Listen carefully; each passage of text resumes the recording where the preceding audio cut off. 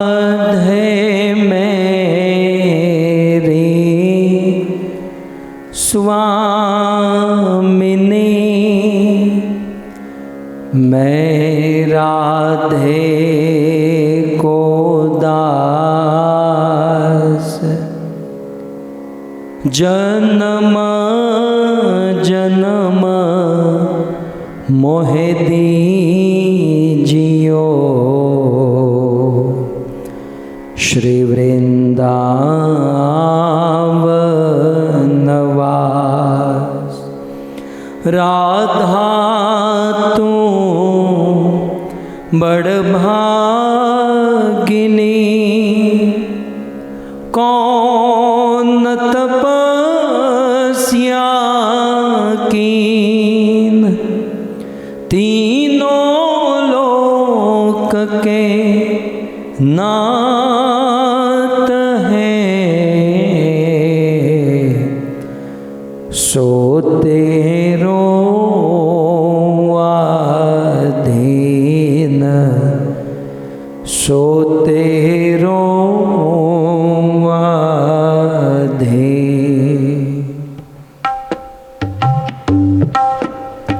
जय राधा माधव कुंज बिहारी, जय गाइए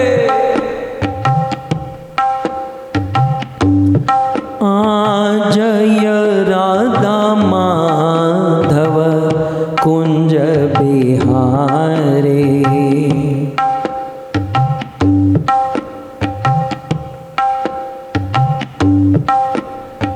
जय राधा माधव कुंज बिहारी,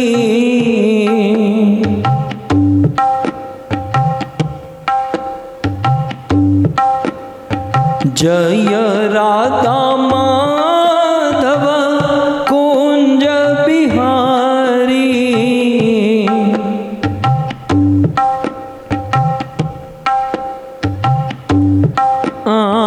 गोपी जनवल्लभ गिरिवर धारे,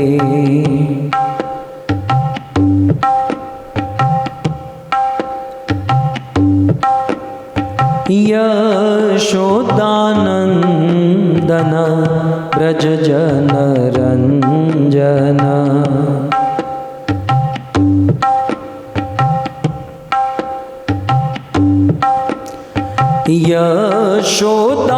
यशोदानंदन ब्रज जन रंजन,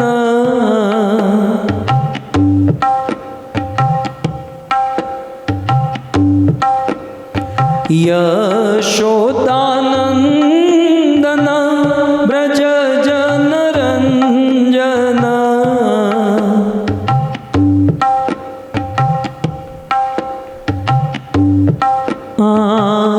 यमुना तीर वनचारी,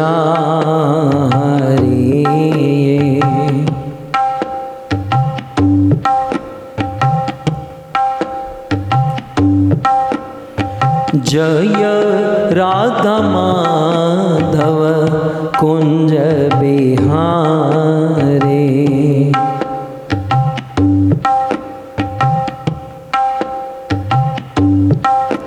भज गोविंद गोविंद गोपाला, भज गोविंद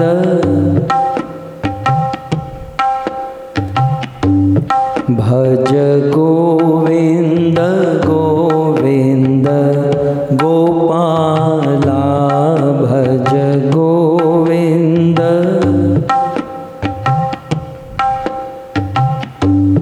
भज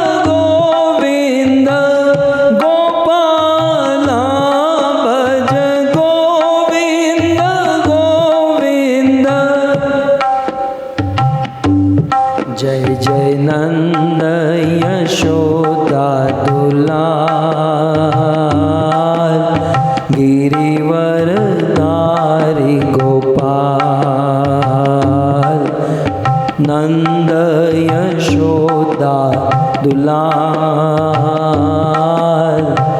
गिरिवरधारी गोपाल गोपाल गोपाल गोपाल गोपाल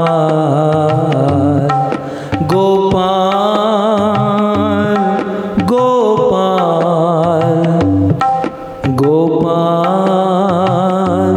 गोपाल। जय जय नंद यशोदा दुलार,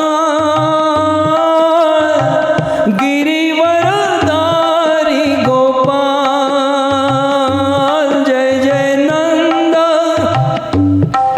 दुलार, गिरिवरधारी गोपाल। हरे कृष्णा कृष्णा कृष्णा हरे हरे, हरे राम राम राम हरे हरे। हरे कृष्णा कृष्णा कृष्णा हरे हरे, हरे राम राम राम हरे हरे। हरे कृष्णा कृष्ण कृष्णा हरे हरे, हरे राम राम राम हरे हरे। हरे कृष्णा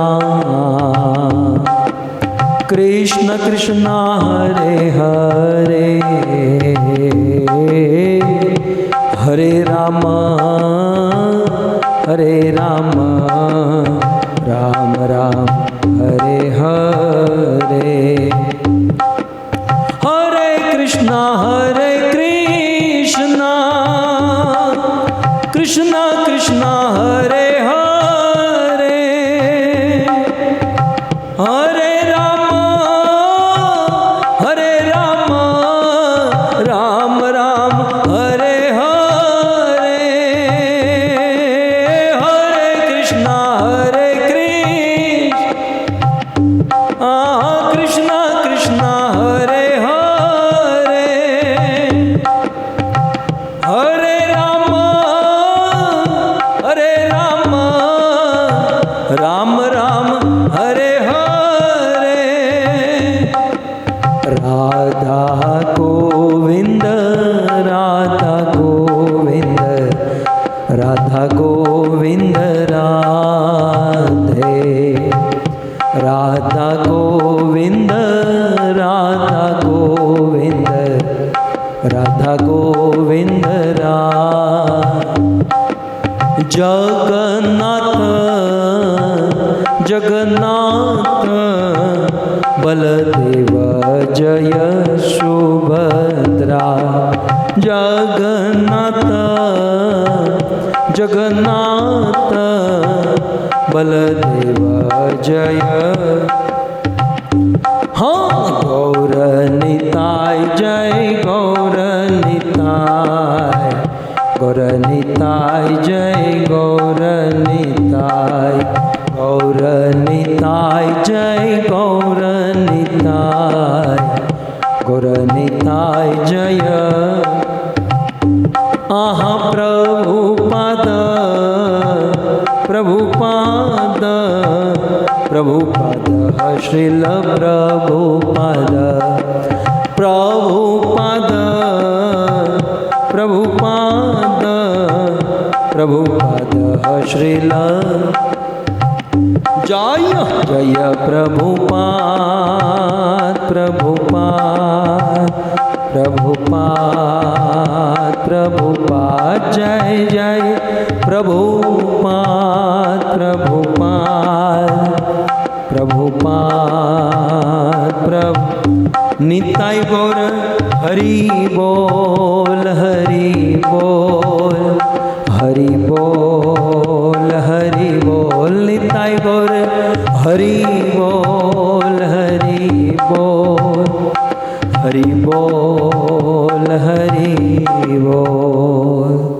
युग धर्म हरिनाम संकीर्तन के ग्रंथराज श्रीमद् भागवतम महापुराण के श्रील प्रभुपाद के निताय गौर प्रेमानंदे। यम ब्रह्मा वरुणेन्द्र रुद्रमरुत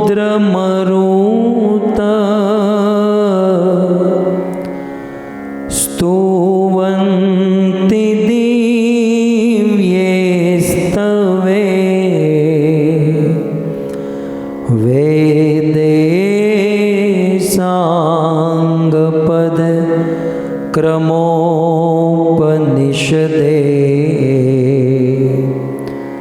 गायन्ति यं सामगा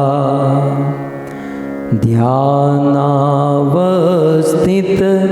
तद्गतेन मनसा पश्यन्ति यं योगिनो यस्यान्तं न विदुषुरासुरगणा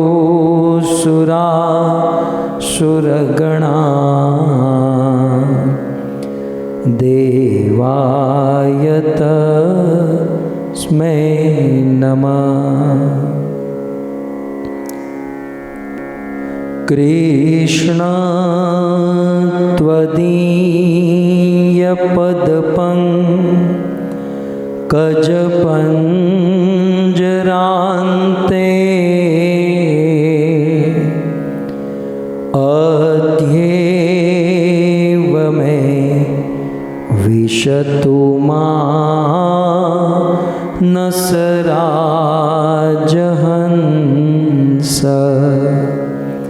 प्राणप्रयाण समये कपवातपीते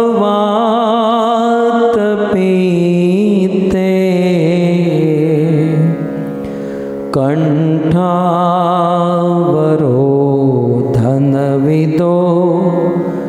स्मरणं कुतस्ते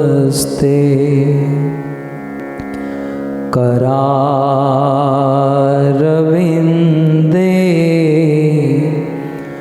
न पदारविन्दं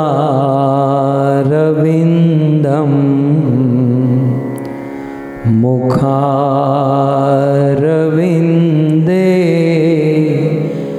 विनिवेशयन्तं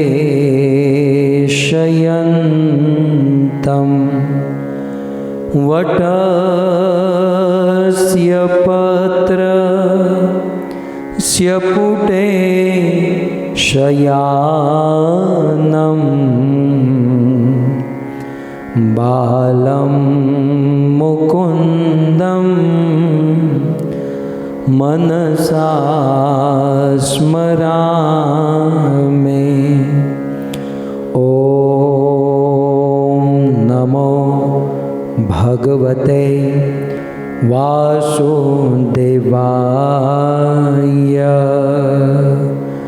ॐ नमो भगवते वासुदेवाय। ॐ नमो भगवते वासुदेवाय।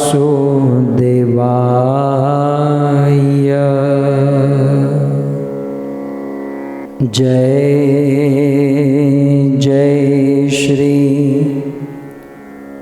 राधा रमण जय जय नवल किशोर जय गोपी चित चोर प्रभो, जय जय माखन चोर, जय जय माखन चोर। श्री कृष्णचंद्र भगवान की, जगत गुरु श्रील प्रभुपाद की। उपस्थित भगवत कथा अनुरागी पधारे हुए भक्त वृंद, इस सभा को परम सुशोभित करने वाले हमारे अंतर्राष्ट्रीय कृष्ण भावनामृत संघ इस्कॉन के वरिष्ठ भक्तगण, दूर दूर से देश विदेश से फेसबुक यूट्यूब आदि के माध्यम से बड़ी भारी मात्रा में इस कथा का श्रवण करने वाले समस्त श्रोतागण एवं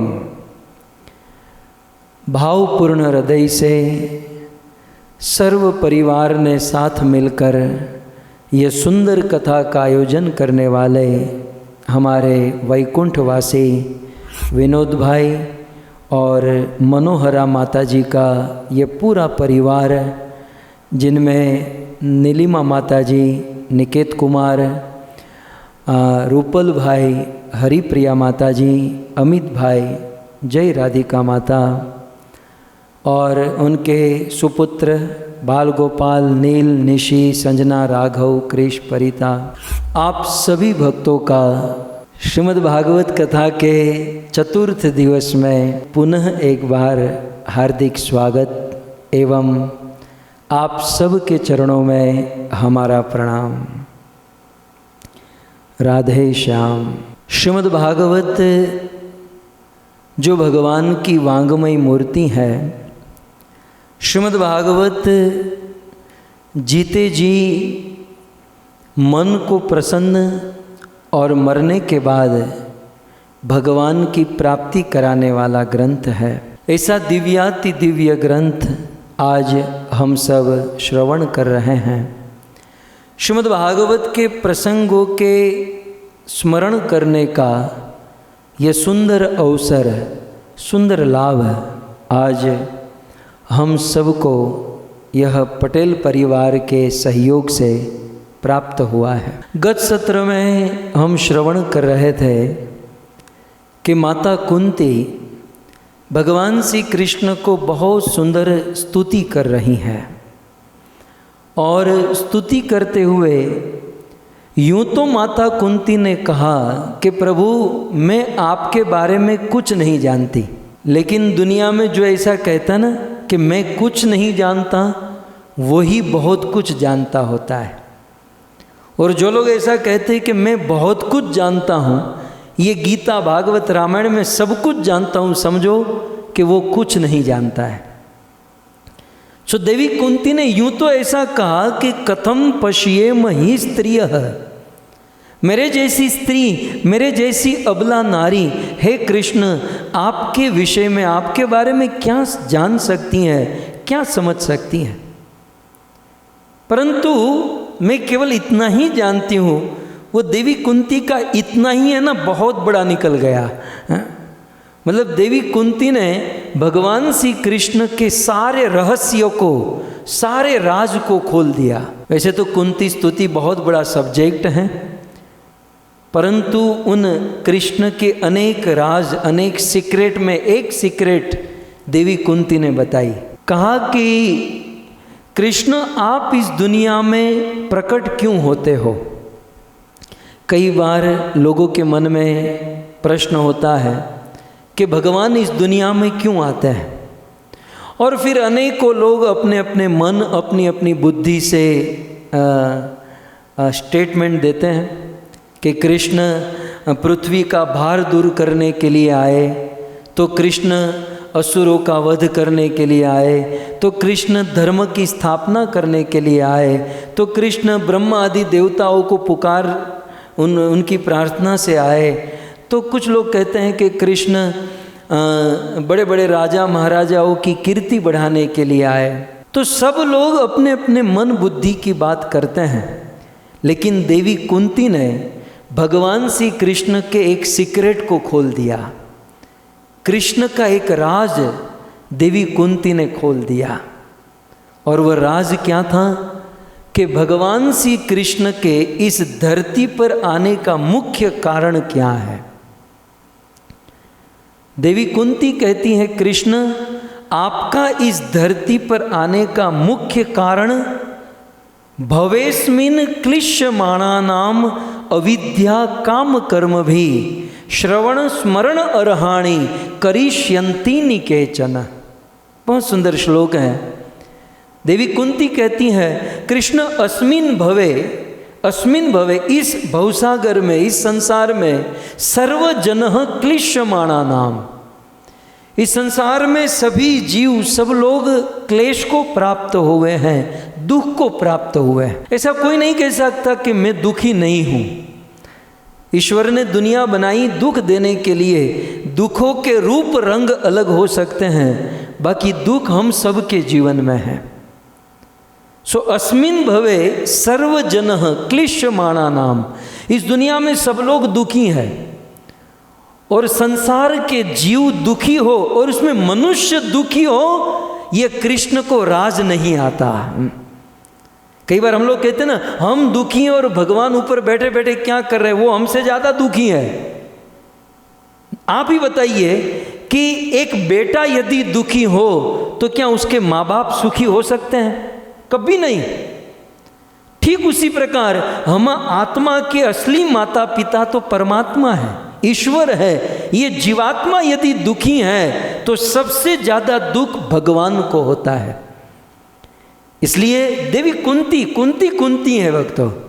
कुंती ने ये राज की बात बता दी कि अस्मिन भवे सर्वजनः क्लिश्यमाणा नाम, इस भवसागर में सभी लोग दुखी हैं और लोगों के दुख से कृष्ण सबसे ज्यादा दुखी है कि मेरा ममेवांश जीवलोक के जीव भूत सनातन, मेरा अंश, मेरा यह सच्चिदानंदमय अंश इस धरती पर दुखी हो रहा है। भगवान के हृदय में कष्ट होता है और भगवान उस दुखी व्यक्ति को सुखी करने का प्रयास करते हैं। तो कृष्ण इस दुनिया में आते हैं अपने भक्तों को, अपने जनों को सुखी करने के लिए। लेकिन उनकी थ्योरी क्या है, सुखी करने की थ्योरी क्या है, ये समझना जरूरी है।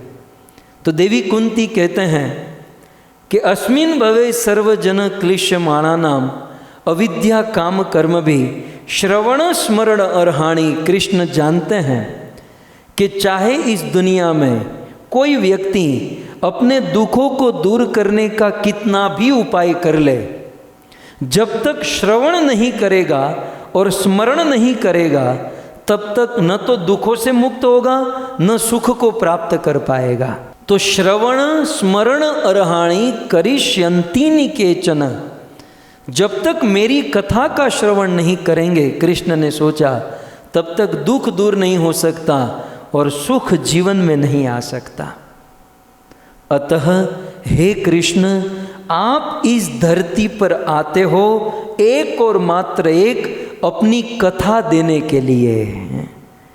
कृष्ण आपका इस धरती पर आना एकमात्र उद्देश्य, आप धरती पर आते हो, सुंदर सुंदर लीला करते हो, लीला करके आप चले जाते हो, लेकिन वेदव्यास, शुकदेव, सूत जैसे बड़े बड़े ऋषि मुनि उन लीलाओं को ग्रंथ में लिखते हैं और कलयुग के लोग उन आपकी लीलाओं को गाकर, सुनकर, स्मरण करके सारे दुखों से मुक्त हो जाते हैं और परम सुखी बन जाते हैं। तो भगवान श्री कृष्ण इस धरती पर प्रकट होते हैं देवी कुंती के एंगल से, देवी कुंती के हिसाब से कृष्ण इस धरती पर आते हैं अपनी कथा देने के लिए। और इसीलिए देवी कुंती ने अगले श्लोक में कह दिया, शृण्वन्ति गायन्ति गृह्णन्ति भीक्ष्णस स्मरन्ति नन्दन्ति तवेहितं जना त एव पश्यन्त्यचिरेण तावकं भवप्रवाहो परमं पदाम्बुजम्। देवी कुंती कहती हैं, शृण्वन्ति गायन्ति गृणन्ति भीक्ष्णस। हे कृष्ण, आप इस धरती पर आते हो आपकी कथा देने के लिए। अब मैं आपको इतना एक पॉइंट बताऊं कि भगवान श्री कृष्ण अपना धाम, अपना सब कुछ छोड़ छाड़ कर, अपना सब कुछ त्याग कर इस संसार में, इस धरती में आते हैं अपनी कथा देने के लिए। और हम लोग इस धरती पर रहकर यदि भगवान श्री कृष्ण की कथा न सुने तो हमारे जैसा दुर्भाग्यशाली जीव इस दुनिया में कौन होगा। तो कहते हैं शृण्वन्ति, हे कृष्ण, इस संसार में जो व्यक्ति आपकी कथा को शृण्वन्ति सुनता है, गायन्ति आपकी कथा को जो गाता है, गृणन्ति, गृणन्ति माने गुनगुनाना। कभी कभी माताएं भोजन पकाते समय, कपड़े धोते समय, कार चलाते समय हम गुनगुनाते हैं ना, उसे कहते हैं गुनगुनाना। तो कहते हैं कृष्ण, जो व्यक्ति आपकी कथा शृण्वन्ति सुनता है, जो आपकी कथा को गाता है, जो आपकी कथा गुनगुनाता है, स्मरन्ति, कृष्ण जो आपकी कथा का स्मरण करता है, और नंदन्ति, हे कृष्ण जो व्यक्ति आपकी कथा का अनुमोदन करता है, तवे हितम जना, ये सारे लोग तएव पश्यन्ति अचिरेण तावकम। अचिरेण माने तुरंत ही भव प्रवाहो, ये भव प्रवाह जो है, ये भवसागर जो है, इस भवसागर को छोड़कर त्याग कर चरणम पदाम्बुजम, वे आपके चरण कमल को, आपके पद अम्बुज, आपके चरण को प्राप्त कर लेते हैं। तो भव प्रवाहो, इस भव प्रवाह को त्याग कर परमम पदाम्बुजम, आपके परम पद, आपके परम चरण कमल को, आपके धाम वैकुंठ को प्राप्त कर लेते हैं। कौन? तो सबसे पहले कहते हैं शृण्वन्ति, हे कृष्ण जो आपकी कथा सुनता है। अब एक बात बताऊं, देवी कुंती के अनुसार आप सब लोग बड़े बेनिफिट में हो और हम लोग पूरा घाटे में हैं, क्योंकि भगवान का धाम सबसे पहले कौन प्राप्त करेगा? शृण्वन्ति, जो सुनता है। सुनने वाला भवसागर को त्याग कर भगवान के चरणों में पहले पहुंचेगा। दूसरा नंबर किसका है? गायन्ति, जो कथा को गाता है। तीसरा है गृणन्ति, जो कथा को गुनगुनाता है। चौथा स्मरन्ति, जो कथा का स्मरण करता है। और पांचवा नंदन्ति, जो कथा का अनुमोदन करता है। तो श्रीमद् भागवत कथा की यह महिमा है। सार इतना ही है कि भगवान श्री कृष्ण इस धरती पर आते हैं अपनी कथा देने के लिए, क्योंकि भगवान जानते हैं कि मेरी कथा सुनने से ही जीव का कल्याण होगा, मेरी कथा सुनकर ही जीव मेरे धाम को प्राप्त करेगा। सो इस प्रकार परम सौभाग्य है हम सब का, शिल प्रभुपाद की कृपा से हम सब आज इस परम लाभ को प्राप्त कर रहे हैं। हम सब हमारे जीवन को धन्य कर रहे हैं। देवी कुंती ने अनेक श्लोकों में स्तुति की, और स्तुति सुनकर जैसे हमने सुना, भगवान कृष्ण उस रथ से नीचे उतर गए और हस्तिनापुर में ही रुक गए। जब हस्तिनापुर में कृष्ण रुके तो देखा कि धर्मराज युधिष्ठिर बहुत दुखी है। यूँ तो युधिष्ठिर महाराज के दुखी होने का कोई कारण, कोई उद्देश्य नहीं था। एक राजा युद्ध जीतता है तो उसे उस उत्सव फेस्टिवल मनाना चाहिए, लेकिन युधिष्ठिर महाराज शोक कर रहे थे।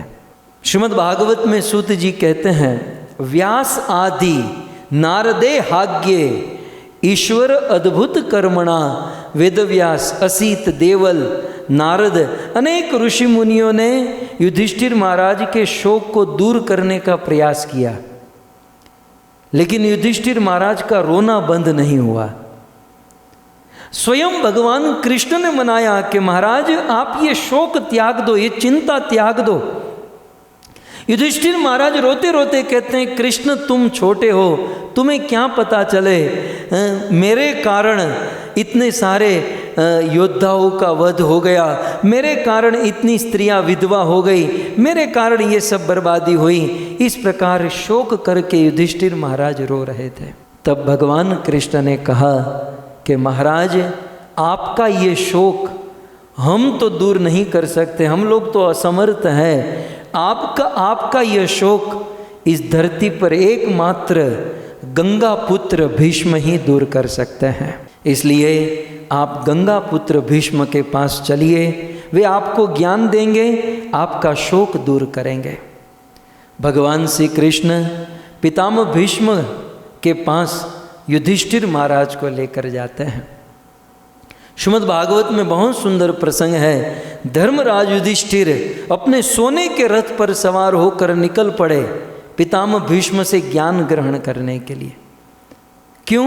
इति भीत प्रजाद्रोहात सर्वधर्म विवित्सया ततो विनशनम प्रागात यत्र देव व्रतो पतत। प्रजा के प्रति मैंने द्रोह किया है, मैंने बहुत बड़ा अन्याय किया है, इस प्रकार का भय महाराज युधिष्ठिर के हृदय में था। इस भय से मुक्त होने के लिए महाराज युधिष्ठिर पितामह भीष्म के पास गए। कहाँ पर? कुरुक्षेत्र में, जहाँ पर भीष्म सरसैया पर सोए हुए हैं। और मजे की बात तो ये है कि धर्मराज युधिष्ठिर जैसे ही पितामह भीष्म के पास जाने के लिए निकल पड़े, तुरंत ही उनके भाई अर्जुन, भीम, नकुल, सहदेव सब लोग उनके पीछे पीछे निकल पड़े। दूसरे ही श्लोक में लिखा है, तदा ते भ्रातरः सर्वे सद अश्वे स्वर्ण भूषिते। युधिष्ठिर महाराज कथा सुनने निकले तो अन्य भाई भी कथा सुनने निकले। अब देखिए परिवार में कितनी एकता है कि एक भाई कथा सुनना चाहता है तो अन्य भाइयों ने भी अनुमोदन किया, हम भी कथा सुनेंगे, हम भी आपके साथ चलेंगे। कलयुग में क्या होता है, घर पर परिवार में एक आदमी को कथा सुननी होती तो तीन मना करते हैं। હવે કથા તે કાંઈ સંભળાતી હશે, ધંધામાં ध्यान दो, ઘરનું કામ करो, आओ तो समय वेस्ट करातो हशे। लेकिन धन्य है वह परिवार, धन्य है वह समाज, धन्य है वह कुटुंब जहाँ पर एकता है और वह परिवार एक साथ मिलकर एक साथ बैठकर भगवत कथा का श्रवण करता है। आज वास्तव में मैं इस पटेल परिवार को धन्यवाद देना चाहता हूँ कि रूपल भाई, अमित भाई, ये सब भाई बंधु साथ में मिलकर एक साथ एक स्वर से इस भागवत कथा का आयोजन किए हैं और सब एक साथ बैठकर भागवत कथा का श्रवण कर रहे हैं।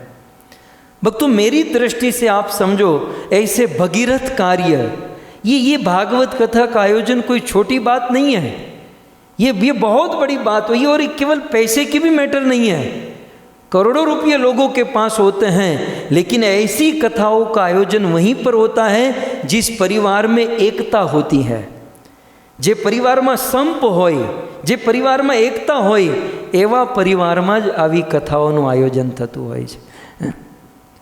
तो इसे विनोद भाई और हमारे मनोहरा माता के इस पूरे परिवार की एकता को हम धन्यवाद देते हैं।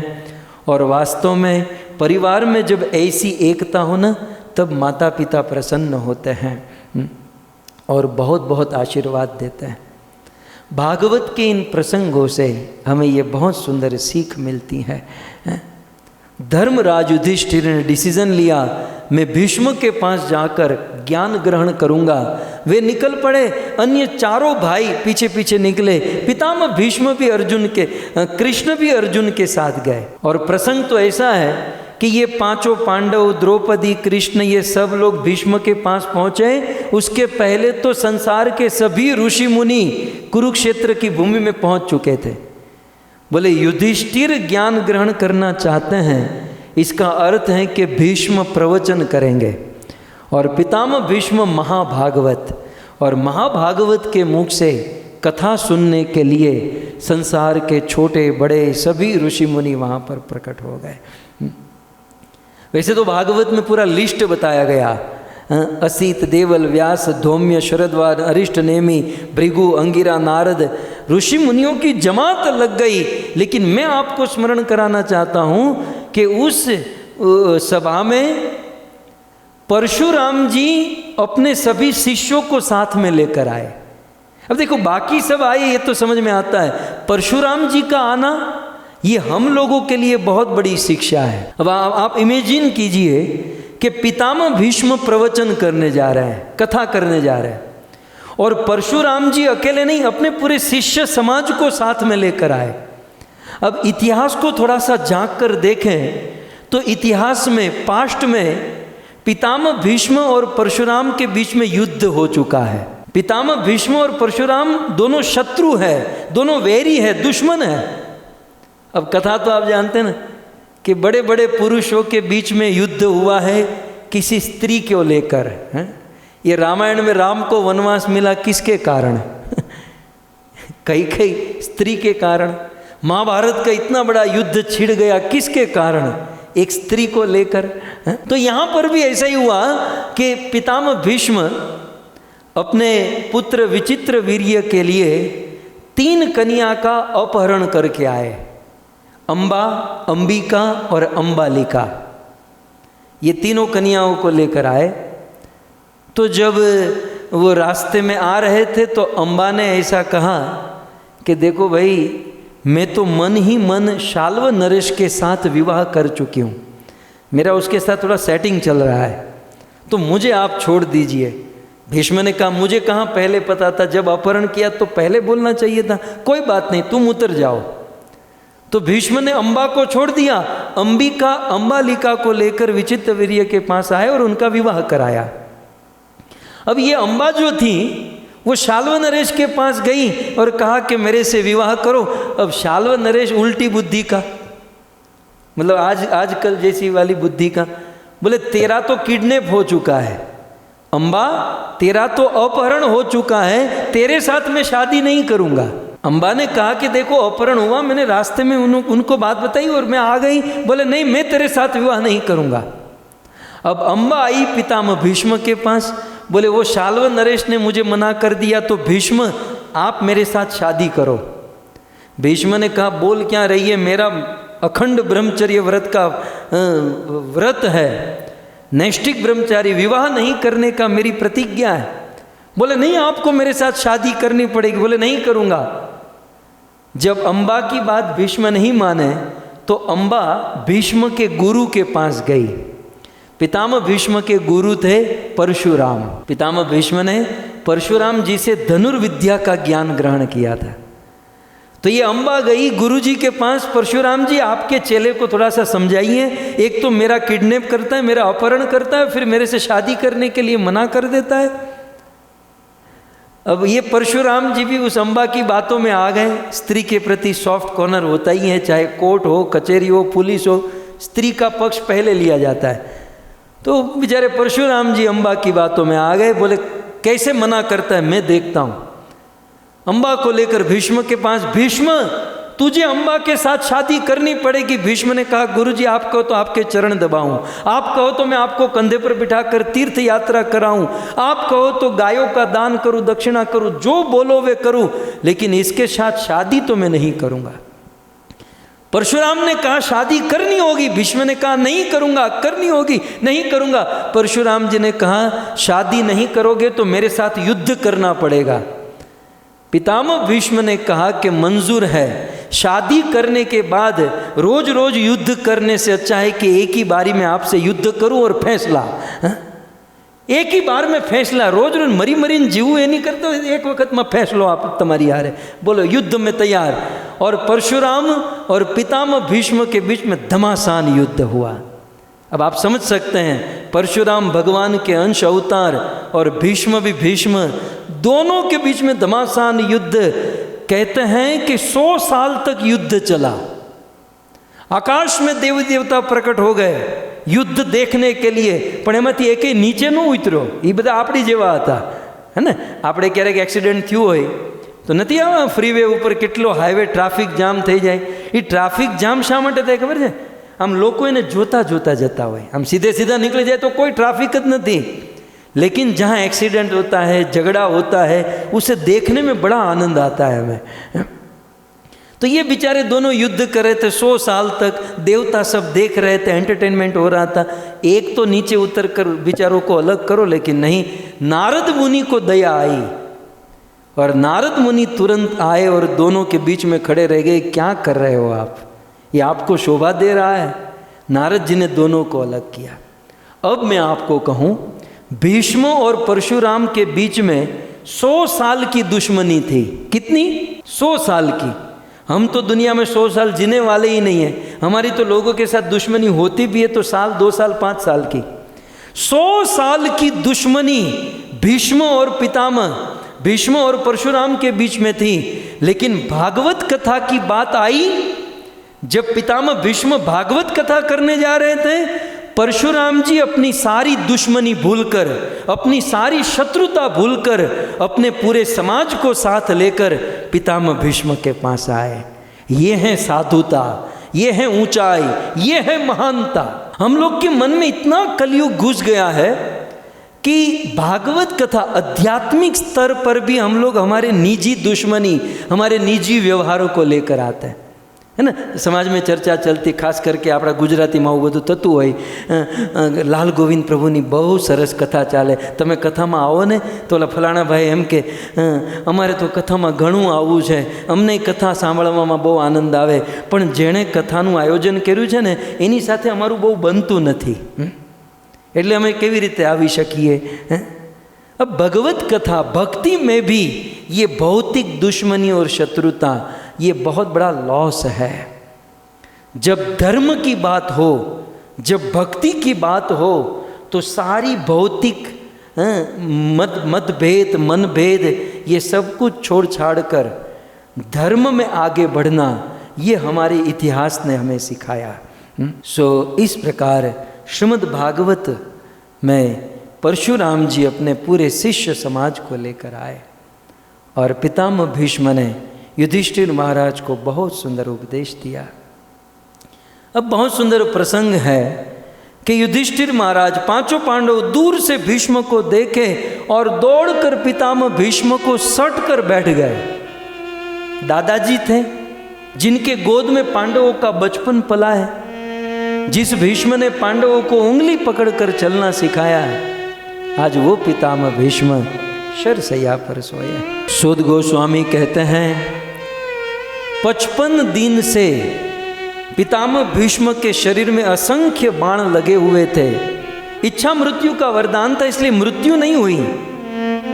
लेकिन जैसे कोई मरण पथारी पर होता है और शरीर में कष्ट होता है, पितामह भीष्म को अनेक प्रकार का कष्ट हो रहा था और उस कष्ट के कारण पितामह भीष्म को दर्द हो रहा था. लेकिन सूत जी कहते हैं कि जैसे ही कृष्ण आए और पितामह भीष्म ने कृष्ण को देखा तो पितामह भीष्म का सारा कष्ट दूर हो गया. इतने असंख्य बाण लगे थे, ये बाणों का दर्द, ये कष्ट सब कुछ दूर हो गया और बाणों की शैया पितामह भीष्म को फूलों की शैया लगने लगी. मानो बाणों की शैया पर नहीं, मैं फूलों की शैया पर सोया हुआ हूँ. पितामह भीष्म को इस प्रकार का एहसास होने लगा कि मैं फूलों की शैया पर सोया हूँ. और 5 पांडव सट कर बैठे हैं. पांडवों को देखकर, खास युधिष्ठिर महाराज को देखकर पितामह भीष्म की आंखें आंसुओं से भर आई और अफसोस करते हुए भीष्म के मुख से शब्द निकले, अहो कष्टम अहो न्यायम यद यूयम धर्म नंदना जीवितम नारहतम क्लिष्ट विप्र धर्म अच्युत आश्रया. पितामह भीष्म ने कहा, ये बड़े दुख की बात है, ये बड़े कष्ट की बात है कि युधिष्ठिर बेटा, आप लोगों के जीवन में इतना दुख, इतना कष्ट आया. जिनके जीवन में मातृ दोष या पितृ दोष या कर्म दोष होता है, उनके जीवन में दुख आते हैं। आपके जीवन में तो कोई दोष नहीं है। आपके पिता महाराज पांडु धर्मात्मा थे। आपकी मां कुंती सती साध्वी नारी। युधिष्ठिर महाराज कहते हैं माता पिता का दोष नहीं पितामह, ये हमारे कर्मों का दोष है। पितामह भीष्म ने कहा बेटा आपके कर्मों का भी कोई दोष नहीं है। यदि आपके कर्म का दोष होता तो ये कन्हैया आपके साथ थोड़ी ना होता, ये कृष्ण आपके साथ है। इसका अर्थ आपके कर्म का भी कोई दोष नहीं है, क्योंकि यत्र धर्म सुतो राजा गदा पाणी वेकोर्धर कृष्णोस्ति गांडीर्व चापम सुहत कृष्ण ततो विपत। कृष्ण जिसके साथ हो, कृष्ण की भक्ति जिनके पास हो, उनके जीवन में दुख असंभव एवं असंभव। फिर भी आप लोगों के जीवन में दुख आए। भक्तों ये प्रसंग हमारे जीवन से कुछ जुड़ा हुआ है। कई बार हम भक्तों के जीवन में भी ये प्रश्न होता है, हम इतनी भक्ति करते हैं, हम इतना इतना भगवान का नाम लेते हैं, हम इतनी इतनी कथा सुनते हैं, फिर भी हमारे जीवन में इतना दुख क्यों, फिर भी हमारे जीवन में इतना कष्ट क्यों।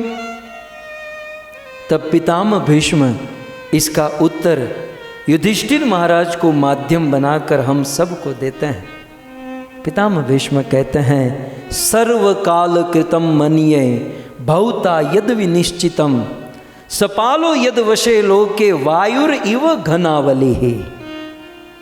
बेटा युधिष्ठिर, भक्तों के जीवन में आप जैसे शुद्ध भक्तों के जीवन में जो दुख आते हैं, ये दुख एक और मात्र एक भगवान की इच्छा से आते हैं, कृष्ण की इच्छा से आते हैं। पितामह युधिष्ठिर महाराज तो थोड़ी देर स्तब्ध हो गए, मतलब हैंग हो गए। मतलब कृष्ण तो हमारी टीम में है, वो हमारी टीम में रहकर हमको दुख कैसे देगा।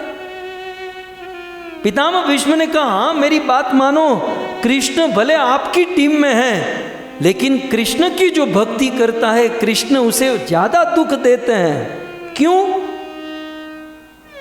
क्योंकि कृष्ण अपने भक्त को शुद्ध करना चाहते हैं, कृष्ण अपने भक्त को तपाना चाहते हैं, कृष्ण अपने भक्त को इसी जन्म में अपने धाम वैकुंठ में बुलाना चाहते हैं। अब देखिए जो भक्ति करते हैं ना, तो भगवान के मन में होता है कि ये इसी जन्म में मेरे पास आ जाए।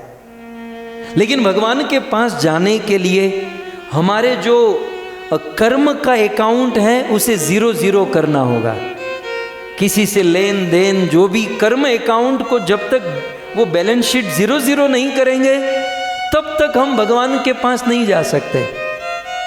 और अनंत अनंत जन्मों के कर्म को एक जन्म में 0 करने के लिए वो सारे कर्म एक ही जन्म में भुगतने होते हैं। इसलिए भक्त के जीवन में दुखों की मात्रा बढ़ जाती है। लेकिन एक बात याद रहे, भक्त के जीवन में दुख की मात्रा बढ़ती है क्योंकि भगवान इसी जन्म में उसे शुद्ध करके अपने पास बुलाना चाहते हैं। लेकिन साथ ही साथ भगवान अपने भक्तों को दुख सहन करने की शक्ति भी देते हैं। भगवान इतनी शक्ति भर देते हैं कि भक्त के जीवन में कितना भी दुख आ जाए उसे कोई फर्क नहीं पड़ता। जैसे कोई मार्ग में जा रहा हो और बारिश हो रही हो, यदि हाथ में छाता है या रेनकोट पहना है तो बारिश होते हुए भी बारिश का पानी स्पर्श नहीं कर पाएगा।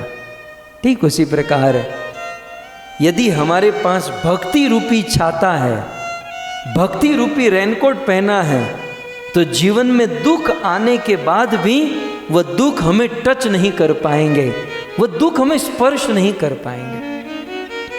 इतिहास खोलने की छूट है। नरसिंह मेहता के जीवन में कितने दुख आए, प्रहलाद के जीवन में कितने दुख, ध्रुव के जीवन में, मीराबाई के जीवन में, गोपियों के जीवन में कितने कितने दुख। जो जितना महान भक्त होता है उनके जीवन में उतना अधिक दुख होता है। लेकिन वे दुख सहन करने की, झेलने की शक्ति भी भगवान देते हैं। और मेरी दृष्टि से देखो ना, तो जीवन में जब दुख आए तो प्रसन्न होना चाहिए। इसके दो कारण। ये दुख क्या है? हमारे बुरे कर्मों का फल है, ठीक है। हमारे बुरे कर्म का जो अकाउंट है, दुख आने से सारे बुरे कर्म खत्म हो जाते हैं। और दूसरा, दुख देने के लिए भगवान को प्लान कर, स्पेशली अपने भक्तों को दुख देने के लिए भगवान प्लान करते हैं, आयोजन करते हैं। तो एटलीस्ट दुख देने के ही बहाने कृष्ण हमारे बारे में सोच तो रहे हैं कि भाई ये बंदे को दुख देना है तो ऐसा करना है, ऐसा करना है। एटलीस्ट इस दुख के बहाने भी हमारे श्याम सुंदर की दृष्टि हमारे ऊपर तो पड़ी, यह सोचकर भक्त प्रसन्न रहता है। सो पितामह भीष्म ने बहुत सुंदर धर्मराज युधिष्ठिर को ये कहा, और कहते कहते पितामह भीष्म की दृष्टि भगवान कृष्ण के ऊपर चली गई। और अब पितामह भीष्म का सारा कंसंट्रेशन भगवान कृष्ण के ऊपर आ गया। वैसे पितामह भीष्म ने राजधर्म, देश धर्म, स्त्री धर्म, अनेकों प्रकार के विविध धर्मों का वर्णन महाराज युधिष्ठिर को किया। हमारे वैदिक वाङ्मय में सबसे बड़ा प्रवचन यदि किसी ने किया तो वह पितामह भीष्म का, जो महाभारत ग्रंथ में वर्णन है। लेकिन अब भीष्म की दृष्टि कृष्ण के ऊपर। पितामह भीष्म ने सोचा कि जिस दिन की राह देख रहा था, उत्तरायण का दिन, बड़े बड़े ऋषि मुनि जिस दिन में अपने प्राणों को त्यागने के लिए जिस नक्षत्र की राह देखते हैं, वो नक्षत्र, वह काल, वह समय आ चुका है। हजारों ऋषि मुनि उपस्थित हैं, मेरा श्याम सुंदर कृष्ण मेरे पास खड़ा है। उत्तरायण का समय, मकर संक्रांति का समय आया। तब पितामह भीष्म भगवान श्री कृष्ण से निवेदन करते हैं, सदैव देवो भगवान प्रतीक्षताम् कलेवरं या वदिदं हिनोम्यहम् प्रसन्नहासा अरुणलोचलोल्लस मुखाम्बुजोद्या नपतश्चतुर्भुजम्। पितामह भीष्म भगवान श्री कृष्ण से कहते हैं कि कृष्ण थोड़े नज़दीक। भीष्म अब शरशैया पर सोए हैं, मरण शैया पर सोए हैं, और कृष्ण को कहते हैं कृष्ण थोड़े से यहाँ नज़दीक आ जाओ। और नज़दीक जब कृष्ण आए तो कहते हैं सदैव देवो भगवान प्रतीक्षताम, हे भगवान, हे प्रभु, हे देवताओं के देव, हे कृष्ण, यहाँ मेरे नज़दीक खड़े रहो और प्रतीक्षताम, मेरी प्रतीक्षा करो। कृष्ण ऐसे खड़े रह गए। अच्छा, ये बूढ़ा मुझे नज़दीक बुलाकर करना क्या चाहता है? अच्छा बूढ़ो बताओ, मैं तो प्रतीक्षा करूँगा, लेकिन कितना? 15 मिनट, 20 मिनट, आधा घंटा, 1 घंटा, कितनी प्रतीक्षा करूं? भीष्म ने बहुत सुंदर कहा, कलेवरं या वदिदं हिनोम्यहम्। पितामह भीष्म ने कहा, यावत अहम कलेवरम न हिनोमि तावत प्रतीक्षताम। हे कृष्ण, कृष्ण जहाँ तक, जब तक मैं मेरा यह शरीर न त्याग दूं, जब तक मैं मेरा शरीर न छोड़ दूं, तब तक आप मेरी प्रतीक्षा करो। तो सब लोग समझ गए कि भीष्म अब अपना शरीर त्यागना चाहते हैं। बोले ठीक है, लेकिन पितामह किस पोज में खड़ा रहूं? अब कृष्ण तो सारे पोज जानते हैं। देखो अभी मेरे पीछे खड़े, किस पोज में खड़े, कभी इस पोज में, कभी ये वो। कृष्ण तो कृष्ण है, नटराज है, नटवर है। पितामह भीष्म ने कहा चुपचाप खड़े रहो, कोई पोज बोझ नहीं बनाना है। आपका जो स्वाभाविक रूप है, मतलब आप स्वाभाविक कोई एक्टिंग नहीं करनी है, स्वाभाविक रूप में खड़े रहो। कृष्ण ने कहा अच्छा मेरा स्वाभाविक रूप कौन सा है? तब भीष्म ने बहुत सुंदर कहा, प्रसन्न हासा अरुणलोचलोन्दस मुखाम्बुजोद्या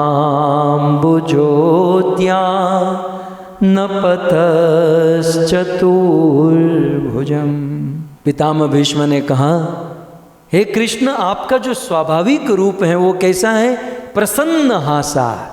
सबसे पहली बात, कृष्ण ऐसे ही स्वाभाविक कैसे लगते हैं? प्रसन्न हासा।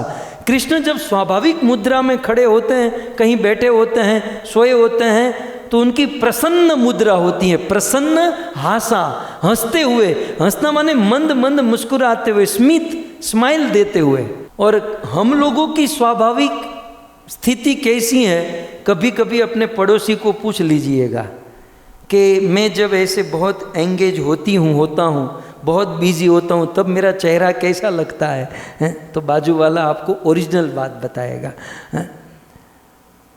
लेकिन भगवान श्री कृष्ण का स्वाभाविक स्वरूप प्रसन्न रहना, और हम लोगों का स्वाभाविक स्वरूप चिंताग्रस्त, चिंताओं में बने रहना, ये हमारा स्वाभाविक रूप। तो हे कृष्ण, आप अपने प्रसन्न रूप में, स्वाभाविक रूप में मेरे सामने खड़े रहिए। तो भगवान श्री कृष्ण खड़े रह गए हैं और पितामह भीष्म भगवान श्री कृष्ण को सुंदर स्तुति करते हैं। आइए हम भी एक दो श्लोक गाते हुए भगवान पितामह भीष्म की यह स्तुति को गाए। देखिए, भीष्म मृत्यु के समय भगवान को स्तुति कर रहे हैं। अब एक ना एक दिन हम सबको मरना है, तो मरते समय भगवान को कैसी स्तुति करनी चाहिए, पितामह भीष्म हम सबको सिखा रहे हैं। तो बहुत सुंदर स्तुति है। इसे हम थोड़ा सा राग में, ताल में इसको हम गा सकते हैं।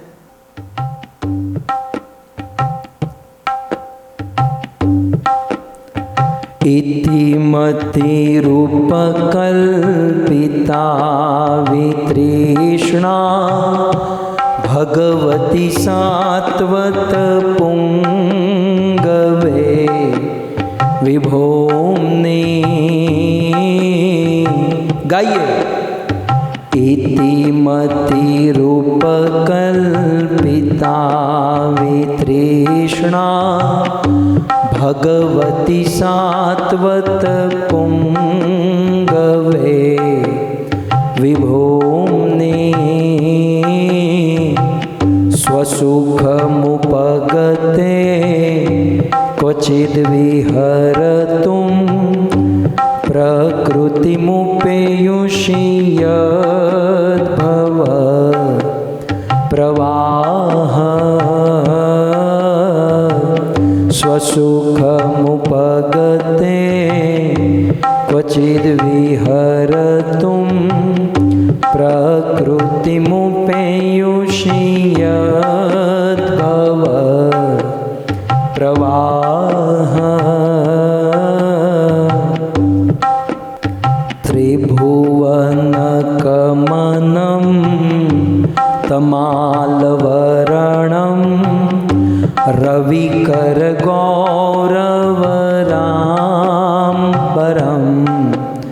दधाने। त्रिभुवनकमनं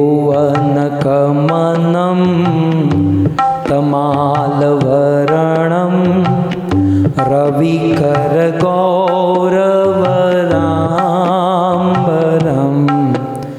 दधाने। वपुरलककुला वृताननाब्जं विजयसखे रतिरस्तु मे नवद्या। वपुरलककुला वृताननाब्जं विजयसखे रतिरस्तु मे नवद्या। सो इस प्रकार अनेकों श्लोकों में पितामह भीष्म स्तुति करना प्रारंभ करते हैं। श्री पितामह भीष्म के स्तुति का यह प्रथम श्लोक है। भीष्म युवाच, पितामह भीष्म कहते हैं, क्या कहते हैं? इति मति उपकल्पिता वितृष्णा भगवती सात्वत पुंगवे विधुम्ने। पितामह भीष्म कहते हैं, कृष्ण जब ये मेरे मृत्यु का समय निकट आ चुका है, तो ऐसे मेरे मृत्यु के समय मेरी एक कन्या है और वह कन्या बिल्कुल कुंवारी है, और वह कुंवारी कन्या का विवाह मैं आपके साथ कराना चाहता हूँ। कृष्ण ने कहा, पितामह आपकी कन्या कहाँ से पैदा हो गई? तब भीष्म कहते हैं, इति मति, कृष्ण मेरी मति, मेरी बुद्धि ही मेरी कन्या है, और मति रूपी बुद्धि उपकल्पिता माने विवाह, मेरी कन्या का विवाह कृष्ण मैं आपके साथ कराना चाहता हूँ। कृष्ण ने कहा, आपकी कन्या का कोई गुण है? बोले हाँ, वितृष्णा, मेरी कन्या जो है, मेरी मति, मेरी बुद्धि जो है तृष्णा से मुक्त हो चुकी है। संसार की भौतिक भोगों को भोगतने की जो प्यास है, उन प्यास से मेरी मति, मेरी बुद्धि मुक्त हो चुकी है। कृष्ण ने कहा, चलो ठीक है, आप दामाद के बारे में कुछ जानते हो? बोले हाँ, मैं आपके बारे में जानता हूँ, भगवती, आप भगवान हो, सात्वत पुंगवे विभूनि, और सात्वत वंश विष्णु वंश में आप प्रकट हुए हो। और आपका प्रकट होना केवल एक ही कारण, स्वसुखम उपगते, आप लीला करने के लिए इस धरती पर प्रकट होते हो और इस संसार चक्र को प्रारंभ करते हो। कृष्ण ने पूछा कि पितामह, ठीक है, आप अपनी मति, आप अपनी बेटी का विवाह मेरे साथ कराना चाहते हो, लेकिन आप दूल्हे के बारे में कुछ जानते हो? और साथ ही साथ क्या आपकी बेटी मुझे चाहती है? तब पितामह भीष्म ने अगले श्लोक में बहुत सुंदर कहा, कृष्ण आपको कौन नहीं चाहता है? त्रिभुवन कमनम तमाल वर्णम, कृष्ण त्रिभुवन में रहने वाले सब लोग आपको चाहते हैं। भू भुव अध, भगवान श्री कृष्ण चाहे किसी भी लोक में, चाहे ऊपर के लोक, नीचे के लोक, इस पृथ्वी लोक में कहीं भी गए तो सभी लोगों ने कृष्ण को चाहा, कृष्ण को प्राप्त करने की कामना की। इसलिए कहते हैं त्रिभुवन कमनम, कृष्ण त्रिभुवन में रहने वाले सब लोग आपको चाहते हैं, आपको प्राप्त करने की कामना करते हैं। अच्छा, कृष्ण ने कहा, सब लोग मुझे चाहते हैं? बोले हाँ। तो मैं इतना हैंडसम हूँ, मैं इतना सुंदर हूँ? भीष्म ने कहा, अरे आपकी सुंदरता क्या बताए, तो बताओ मैं कितना सुंदर, मेरी सुंदरता कैसी है? पितामह भीष्म कहते हैं, आपकी सुंदरता क्या बताऊं, तमाल वर्णम, सबसे पहले तो तमाल वृक्ष के समान श्याम वर्ण का आपका शरीर है, और उस शरीर के ऊपर रवि कर गौरम, रवि माने सूर्य, कर माने किरण, सूर्य के किरण के समान गौर वर्ण का चमचम चमचम चमकता हुआ पीले रंग का अंबरम पीताम्बरम दधाने धारण किया है आपने, मानो घने मेघ में कोई बिजली कड़क रही हो, कोई बिजली चमक रही हो, ऐसे आपके श्याम वर्ण के शरीर के ऊपर पीले रंग का पीताम्बर प्रकाशित हो रहा है। और 30 पर भी वपुरल, आपका वपु, आपका चेहरा। पितामह भीष्म ने कहा, आपके चेहरे के विषय में क्या कहे अधरम मधुरम, आपका अधर मधुर, आपके नेत्र मधुर, आपके कर्ण मधुर, आपकी हंसी मधुर, आपका सब कुछ मधुर कृष्ण। तो वपु, आपका वपु, आपका चेहरा मधुर सुंदर, और चेहरे के ऊपर अलग आपके सुंदर सुंदर बाल, और बालों की जो लट जब आगे आ जाती है, आपके थोड़े से बालों की अलग जब आगे आ जाती हैं, तब तो कहना ही क्या, तब तो आपकी सुंदरता बहुत बढ़ जाती है। हमारे ब्रज में कृष्ण के जो सखा है ना, वो कृष्ण को गाली देकर कहते हैं कि सारे तू लड़का बना है तो इतने लोगों के नाक में दम करके रखा है, किसी को चैन से जीने नहीं देता, न गोपियों को चैन से जीने देता है, न गैया को चैन से जीने देता है, सब लोग को तड़पाता है। तू लड़का बना है तो इतने लोगों के नाक में दम करके रखा है, तू लड़की बना होता तो लाखों लोग गले काट कर मर जाते तुझे प्राप्त करने के लिए, कट जाते गला करोड़न के हैं।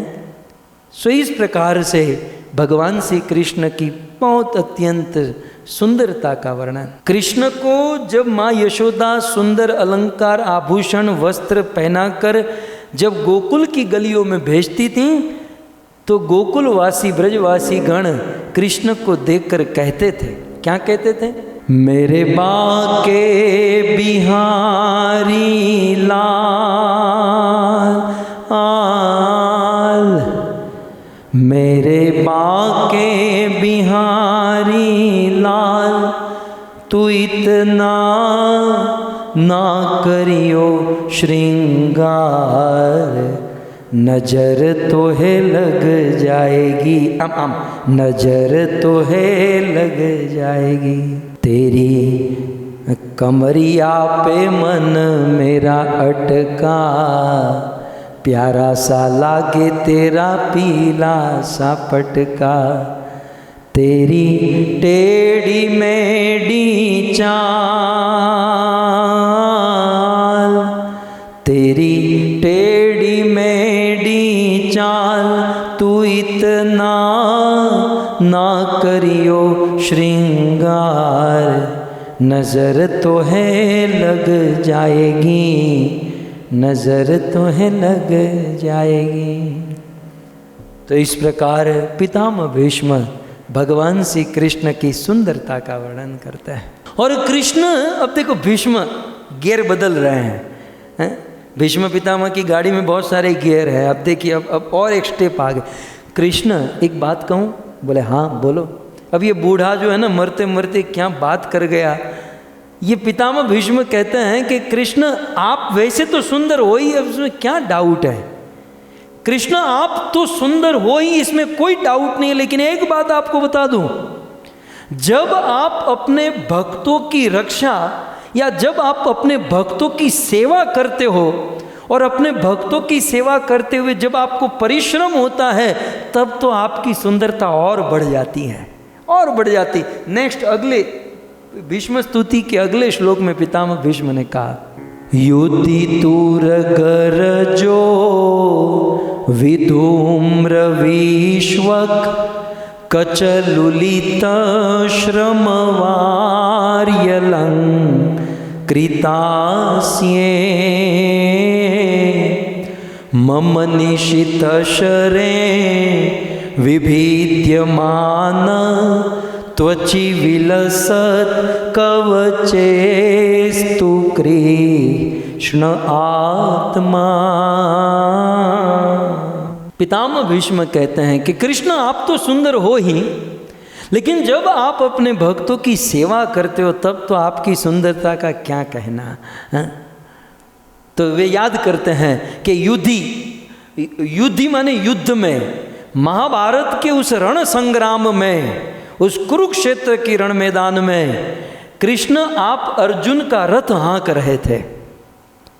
और जब कृष्ण अर्जुन का रथ चला रहे थे, रथ में 4-4, 5-5 घोड़े लगे हुए थे, और उस 5-5 घोड़े कृष्ण तेज गति से दौड़ाते थे, और उस 5-5 घोड़े के तुरग माने घोड़े के चरणों की रज उड़ती थी, और 5-5 घोड़े के चरणों की रज उड़कर भगवान श्री कृष्ण के ऊपर लगती थी। तो कहते हैं युधि तुर गरजो विधुम्र विश्वक कचलुलित। तो ये घोड़े के चरणों से उड़ी हुई रज कृष्ण आपके शरीर पर लगती थी और आपका पूरा शरीर दूरदूषित हो जाता था। दूरदूषित समझते हो? नहीं समझते, मुझे समझाना पड़ेगा। ભારતમાં ક્યારે અનાજ પીસાવા માટે તમે ગયા છો? ચક્કી, કોઈ ચક્કીમાં આટો પીસાવા માટે ક્યારે? અમેરિકામાં તો ખબર નહીં, ભારતમાં તમે બાજરો પીસાવા કદાચ ગયા હો કે પછી ઘઉં પીસાવા માટે તમે ઘંટીવાળાને ત્યાં જાઓ ચક્કીમાં, તો એ ચક્કીમાં 1 કે 2 માણસ જ હોય, પણ એ 2 માણસની માત્ર આંખો જ દેખાતી હોય, બાકી મોઢા ઉપર લોટ હોય, આખા વાળમાં લોટ હોય, હાથ એ લોટ જ હોય, ખાલી એની આંખ અને થોડુંક મોઢું કે એવું મુખ ખુલ્લું હોય. તો મારી માતાએ મને ઘણીવાર મોકલેલું, મને આઈડિયા, તો તમને એનો અનુભવ હશે. તો અહીંયા એવું કહે છે, यहाँ पर ऐसा कहते हैं कि भगवान श्री कृष्ण सुबह फ्रेश होकर नहा धोकर रथ चलाते थे, लेकिन दिन भर रथ को दौड़ाते दौड़ाते दौड़ाते घोड़े के पाँव से वो रज उड़ती थी और कृष्ण के शरीर पर इतनी रज लग जाती थी, इतनी रज लग जाती, जैसे चक्की में वो आटा पीसने वाला होता ना, ऐसे कृष्ण बन जाते थे. और भीष्म कहते हैं कि पूरे शरीर पर दुर्धुसरित और कचलुलित श्रमवारी, और कृष्ण रथ चलाने के कारण आपको परिश्रम होता था, परिश्रम के कारण वारी माने पसीने की बूंद आपके मस्तक पर गिरती थी, और आपके मस्तक पर पसीने की बूंद कृष्ण हीरे की तरह चमकती थी. कोहिनूर हीरा भी उसके सामने फैल है, इतना सुंदर कृष्ण आप दिखाई देते थे.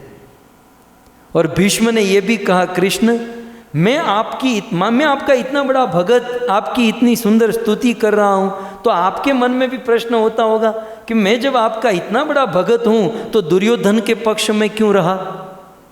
सच कहूँ कृष्ण, मैं दुर्योधन के पक्ष में इसलिए रहा ताकि मैं ये आपकी सुंदरता देख सकूँ, ये आपके चेहरे को, आपकी सुंदरता, आपके रूप लावण्यों को मैं देख सकूं, इसलिए मैं दुश्मन के पक्ष में खड़ा रहा. नहीं तो पूछो अर्जुन को, अर्जुन ने आपकी पीठ के अलावा कुछ देखा है?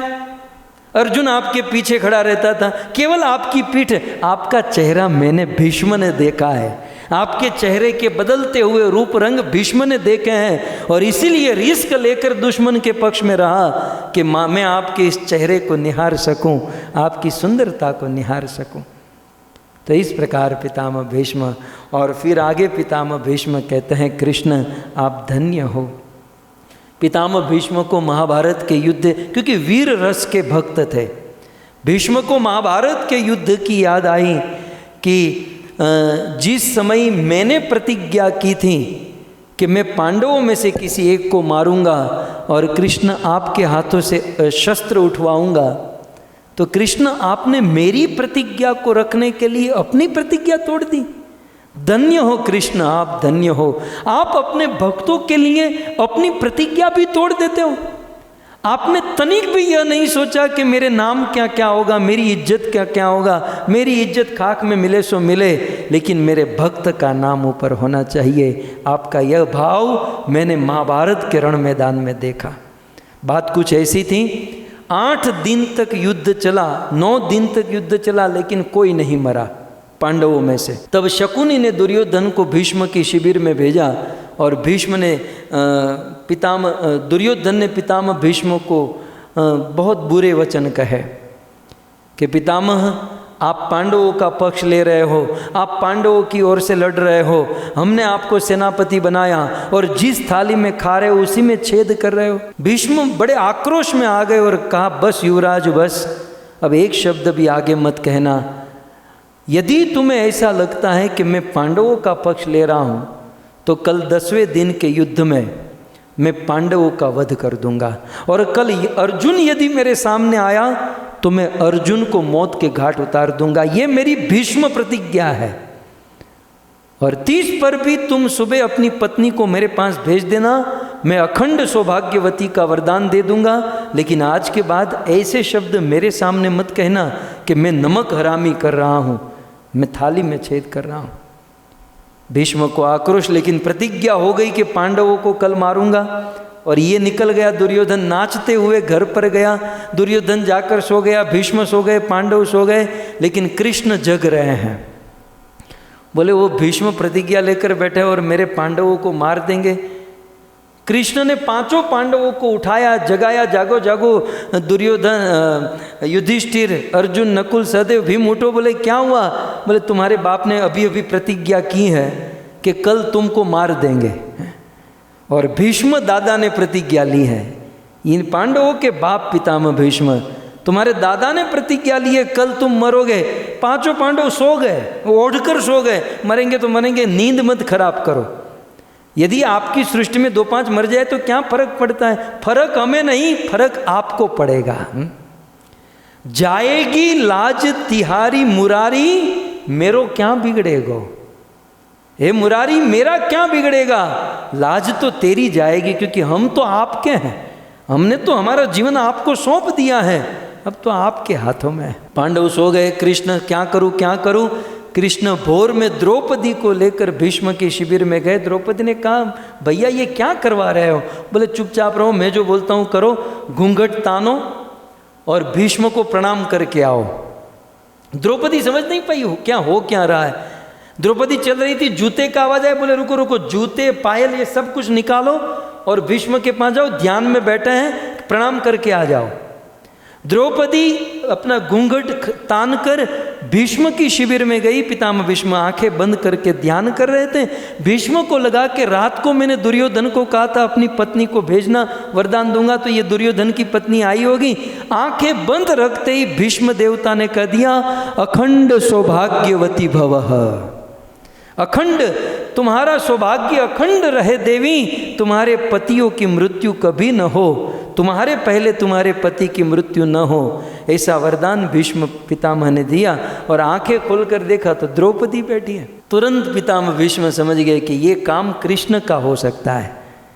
पितामह भीष्म शिविर से बाहर आकर देखे तो कृष्ण द्रौपदी के दोनों जूते बगल में दबाकर खड़े हैं। बताइए पितामह, कल आपने पांडवों को मारने की प्रतिज्ञा की और अभी अभी आपने द्रौपदी को अखंड सौभाग्यवती का वरदान दिया। अब मेरा प्रश्न केवल इतना है कि भीष्म कौन सी प्रतिज्ञा आप रखोगे और कौन सी तोड़ोगे? तब पितामह भीष्म ने कहा, मेरी तो टूटते टूटेगी, लेकिन केशव मैं और एक प्रतिज्ञा करता हूं कि आज के दिन के युद्ध में मैं आपकी प्रतिज्ञा को तोड़वाऊंगा। पितामह सूरदास जी ने लिखा, पितामह भीष्म ने कहा कि केशव, यदि आज के दिन के युद्ध में मैं आपके हाथों से शस्त्र न उठवाऊं तो गंगा पुत्र भीष्म न कहाऊं। मैं भी गंगा का पुत्र नहीं, यदि आपकी प्रतिज्ञा न शस्त्र नहीं उठाऊंगा। अब आज देख लेते हैं। और भगवान कृष्ण अर्जुन को लेकर कुरुक्षेत्र की भूमि में उतरे। यहाँ पितामह भीष्म बख्तर, धनुष, बाण, शस्त्र से सुसज्जित होकर रणभूमि में उतरे। दोनों ओर से शंख बजा, मारो मारो की ध्वनि करते हुए दोनों सेना एक दूसरे के ऊपर टूट पड़ी। और विधि का विधान तो देखिए, जिस दिन पितामह 3 प्रतिज्ञा लेकर बैठे थे, उसी दिन पितामह भीष्म के सामने अर्जुन का रथ टकराया। उसी दिन अर्जुन का रथ पितामह भीष्म के सामने। और पितामह भीष्म ने जो युद्ध किया है, एक के बाद एक पितामह भीष्म ने अर्जुन को बाण मारे। महाभारत के 18 दिन के युद्ध में अर्जुन को कभी पसीना नहीं निकला था, लेकिन पितामह भीष्म के बाणों को डिफेंस करने में ही अर्जुन को पसीना आ गया। अब बाण तो मार ही नहीं पाया अर्जुन, लेकिन बाणों से बचने के लिए ही अर्जुन पसीने से लथपथ। और कृष्ण पीछे मुड़कर देखते हैं कि अर्जुन को पसीना, यदि मैं अर्जुन की रक्षा नहीं करूंगा तो ये भीष्म मेरे अर्जुन मेरे भक्त को मार देंगे। और उस समय पितामह भीष्म के प्रतिज्ञा की रक्षा करने के लिए और अपने भक्त अर्जुन के जीवन की रक्षा करने के लिए हरि इव हंतु, भीष्म कहते हैं कि जैसे वनराज केसरी सिंह हरियन घेरन होई, जना फड़ियामा कुंजर फरे, एने वही निवातु न होई, केहरी बच्चा ने कागड़ा। वनराज केसरी सिंह अपनी गुफा से निकले और हाथी के मस्तक को फाड़ने के लिए कूद पड़े, वैसे भगवान श्री कृष्ण अर्जुन के रथ से कूद गए। नीचे टूटे हुए रथ का चक्का पहिया पड़ा था, कृष्ण ने अपने दोनों हाथों में उठाया और कृष्ण पितामह भीष्म की ओर दौड़ने लगे। अर्जुन नीचे उतरे, भगवान कृष्ण के चरणों को पकड़ लिया, प्रभु आप मेरे लिए अपनी प्रतिज्ञा मत तोड़िए।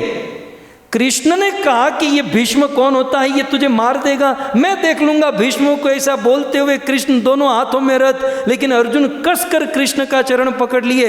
ऐसा वर्णन है महाभारत में कि कृष्ण अर्जुन को घसीटते घसीटते 2-3 किलोमीटर दूर लेकर चले गए, क्योंकि आज कृष्ण किसी के रुकने से रुकने वाले नहीं थे। और जब कृष्ण रथ का चक्का लेकर भीष्म के पास, पितामह भीष्म ने देखा कृष्ण के ऊपर बाणों की बौछार करने लगे। एक के बाद एक कृष्ण के शरीर में असंख्य बाण मारे। ऐसा लिखा है महाभारत में कि कृष्ण के शरीर का कवच टूट गया, कृष्ण के शरीर में असंख्य बाण चले गए, खून की धारा बहने लगी, लेकिन फिर भी भगवान कृष्ण बाण लगे हुए हाथों में चक्का पितामह भीष्म के, और भीष्म के बिल्कुल निकट पहुंच गए। तब दोनों हाथ पितामह भीष्म ने धनुष बाण छोड़ दिए और दोनों भुजा फैलाकर भीष्म कृष्ण का स्वागत करने लगे। बस कृष्ण, मैं यही देखना चाहता था कि कब आप अपने हाथों में यह चक्र चढ़ाओगे। मैं इसी घड़ी की, इसी क्षण की राह, जब पितामह भीष्म ने अस्त्र शस्त्र त्याग दिए, तब कृष्ण ने अर्जुन से कहा, अर्जुन अपना गांडीर उठाओ और पितामह भीष्म की छाती छलनी कर दो। अर्जुन ने अपना गांडीर उठाया और एक के बाद एक पितामह भीष्म के शरीर में इतने बाण डाल दिए कि सोई की नूक रखने की जगह नहीं मिली और आकाश से कोई पर्वत गिरे ऐसे पितामह भीष्म धराशायी हुए। सो इस प्रकार से आज मृत्यु के समय पितामह भीष्म ये प्रसंग याद कर रहे हैं कि कृष्ण धन्य हो आपने मेरी प्रतिज्ञा की रक्षा की, अर्जुन के जीवन की आपने अपनी प्रतिज्ञा नहीं देखी और सिंह की तरह आप मेरे सामने आए और मुझे दर्शन दिए। हे कृष्ण, मुझे आपकी वह मधुर भाषा की याद आती है कि आपकी मधुर भाषा और आपकी मधुर मुस्कान को देखकर ब्रज की गोपियाँ मोहित हो जाती और आपके विरह में तड़पने लगती। कृष्ण, आप एक हो लेकिन संसार के समस्त जीवों में व्याप्त हो, ऐसे भगवान को मैं पहचान चुका हूँ, ऐसे कृष्ण मेरी गति हो। ऐसा कहकर पितामह भीष्म ने अपने प्राणों को त्याग दिया।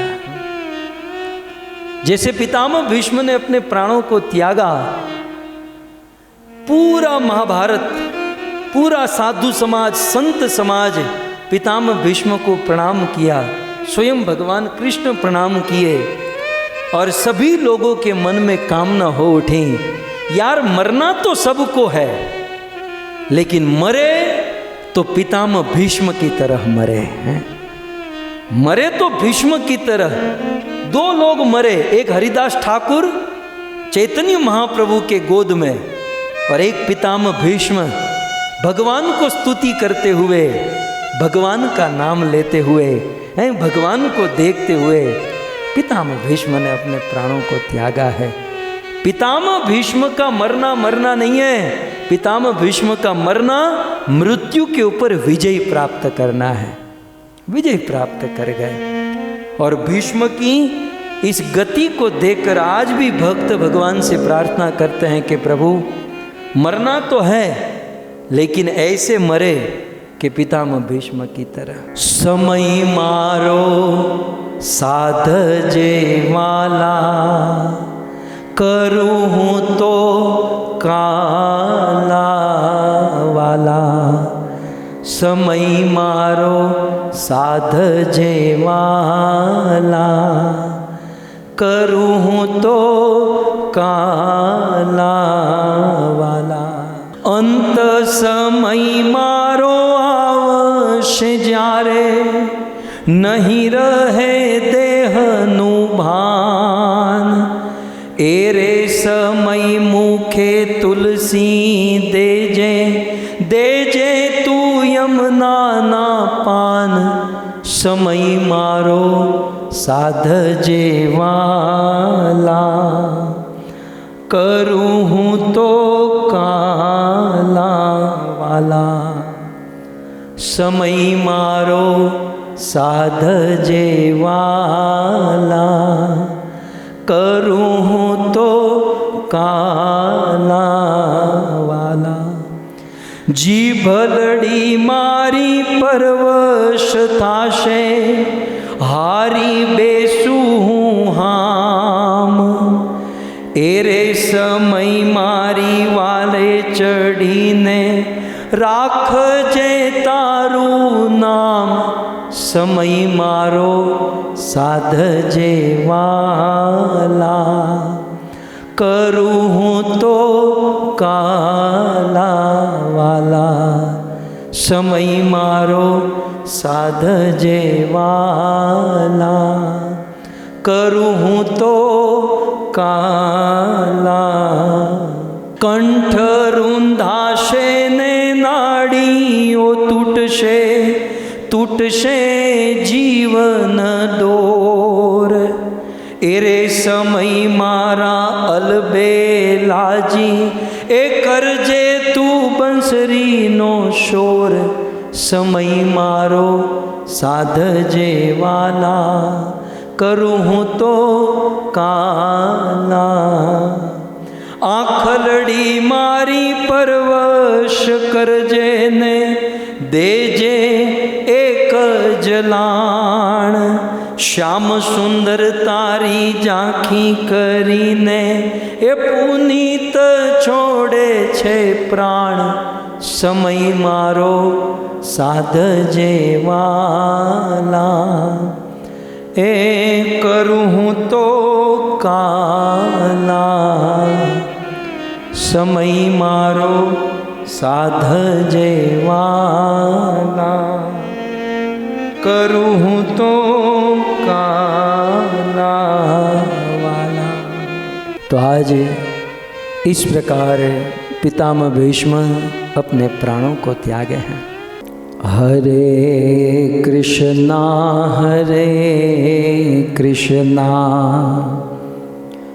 कृष्णा कृष्णा हरे हरे, हरे राम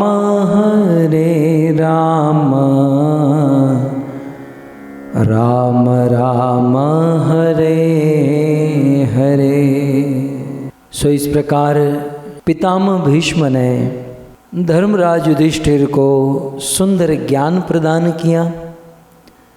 भगवान का दर्शन स्मरण आदि करके अपने प्राणों को त्याग कर भगवान की लीला में प्रवेश हुए।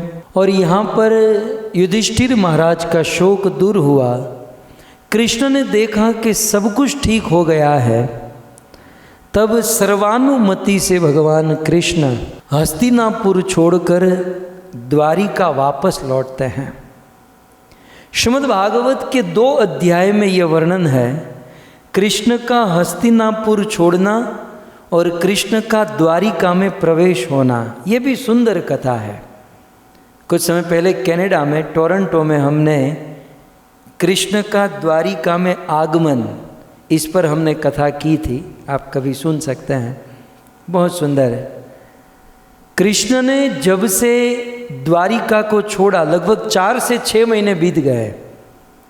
ये महाभारत का युद्ध होना, पांडवों को हेल्प करना, राजसूय यज्ञ में, राजसूय यज्ञ से आए थे, जब तक पितामह भीष्म देह नहीं त्यागे तब तक कृष्ण अपने घर से बाहर रहे थे।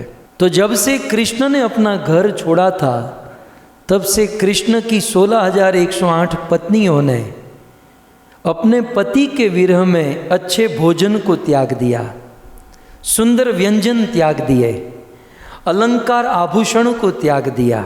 हमारा तो उल्टा है, पति जैसे ही ऑफिस जाने के लिए निकलता है तो यहाँ पर अच्छे अच्छे भोजन, अच्छे अच्छे वस्त्र, अलंकार ये शुरू होता है। लेकिन कृष्ण की पत्नियों ने पति व्रता धर्म को निभाया और हमको सिखाया। कृष्ण 6 महीने के बाद अपनी पत्नी और बच्चों को मिलने वाले थे, बड़े एक्साइट थे और उनकी पत्नी और बच्चे भी एक्साइट थे। दूर से आनर्तान स उपब्रज्य, सुत जी कहते हैं आनर्त नगरी, कृष्ण रथ में बैठकर जा रहे हैं और जब अपने द्वारिका नगरी को देखा तो स उच्च काशे धवलो दरो दरो, भगवान श्री कृष्ण ने बहुत सुंदर अपना शंख बजाया। कैसा? जगत भय भयावह, जगत के भय को भयभीत करने वाली शंख की ध्वनि कृष्ण की बजी और द्वारिका वासियों को पता चल गया कि हमारे प्राणनाथ कृष्ण, जैसे मरे हुए मर्दे के शरीर में प्राण आ जाए और खड़ा हो जाए, वैसे सारे द्वारिकावासी खड़े हो गए। अपने हाथों में जो भी आया सुंदर सुंदर भेंट लेकर कृष्ण के पास दौड़ने लगे और कृष्ण की पत्नियां कृष्ण का स्वागत करने लगी। आइए हम भी थोड़ा स्वागत कर लेते हैं। चौक पुरावो माटी रंगावो आज मेरे पिया घर आवेंगे, आज मेरे पिया घर आवेंगे। खबर सुनाऊं खुशियाँ बताऊं, आज मेरे पिया घर आवेंगे, आज मेरे पिया घर आवेंगे। हेरी सखी मंगल गावोरी, धरती अंबर सजावोरी, उतरेगी आज मेरे पिया की सवारी।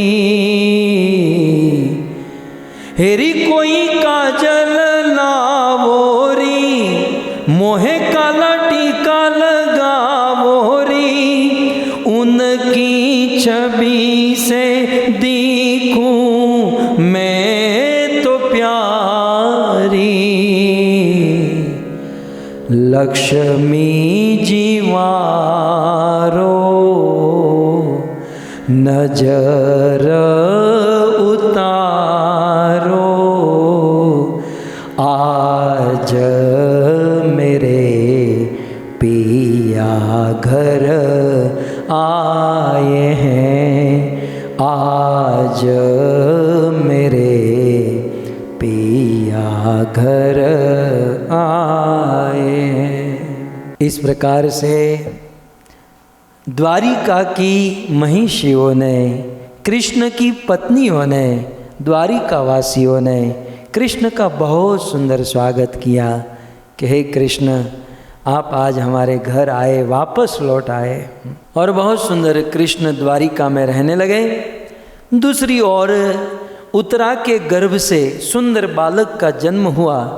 वह बालक का नाम कुल गुरु कृपाचार्य ने परीक्षित रखा। धीरे धीरे परीक्षित बड़े हुए। वहाँ बहुत समय बीत गया और युधिष्ठिर महाराज को पता चला कि कृष्ण 128 वर्ष तक इस धरती पर लीला किए और अपने धाम में वापस लौट गए। इतना समाचार मिलते ही युधिष्ठिर महाराज ने निर्णय ले लिया कि यदि कृष्ण इस धरती पर नहीं है तो हम जीकर क्या करेंगे। मैं ये जो राज्य कर रहा हूं, ये जो सेवा कर रहा हूं, कृष्ण के खातिर, और जब कृष्ण ही नहीं है, कृष्ण की सेवा यदि नहीं है तो हम जीकर क्या करें। जरु जाऊं सुजीवन जानकी नाथ, जिय जग में तुम रो बिनु भय। अब जीने से क्या मतलब। धर्मराज युधिष्ठिर ने निर्णय लिया कि अब मैं हस्तिनापुर का राज नहीं करूंगा। तो अर्जुन ने कहा मैं भी नहीं, भीम ने कहा मैं भी नहीं, नकुल सहदेव मैं भी नहीं। पांचों पांडव अपने पौत्र परीक्षित का राज तिलक किए और पांचों पांडव द्रौपदी के साथ हस्तिनापुर से निकल पड़े हरिद्वार से हिमालय, और हिमालय से स्वर्गारोहण करते हुए वैकुंठ को प्राप्त हुए। लेकिन महाभारत में वेदव्यास जी ने यह भी लिखा कि 5 पांडव, द्रौपदी और उसके साथ हस्तिनापुर का एक कुत्ता भी उनके साथ था। आपने कभी फोटो में देखा होगा, एक कुत्ता भी उसके साथ था। मुझे आपसे इतना ही कहना है कि जिस देश के शासनकर्ता धार्मिक हो गए, उस देश का कुत्ता भी वैकुंठ को प्राप्त करेगा। युधिष्ठिर महाराज ना राज्यनु कुतरू वैकुंठ जाए।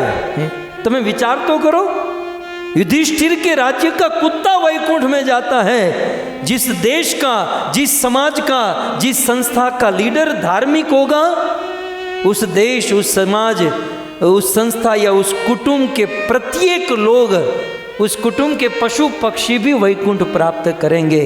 ये भागवत का सिद्धांत है।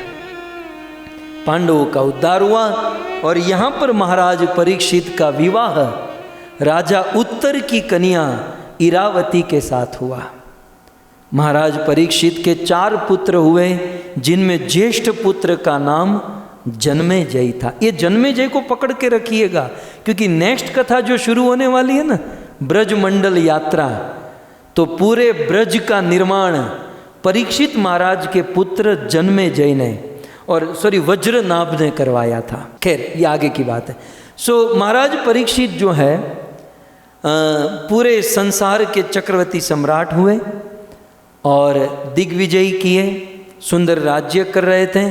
फिर एक दिन घटना घटी, समीक ऋषि के पुत्र श्रृंगी का श्राप लगा कि 7 दिन में तक्षक नाग के द्वारा महाराज परीक्षित की मृत्यु हो जाएगी।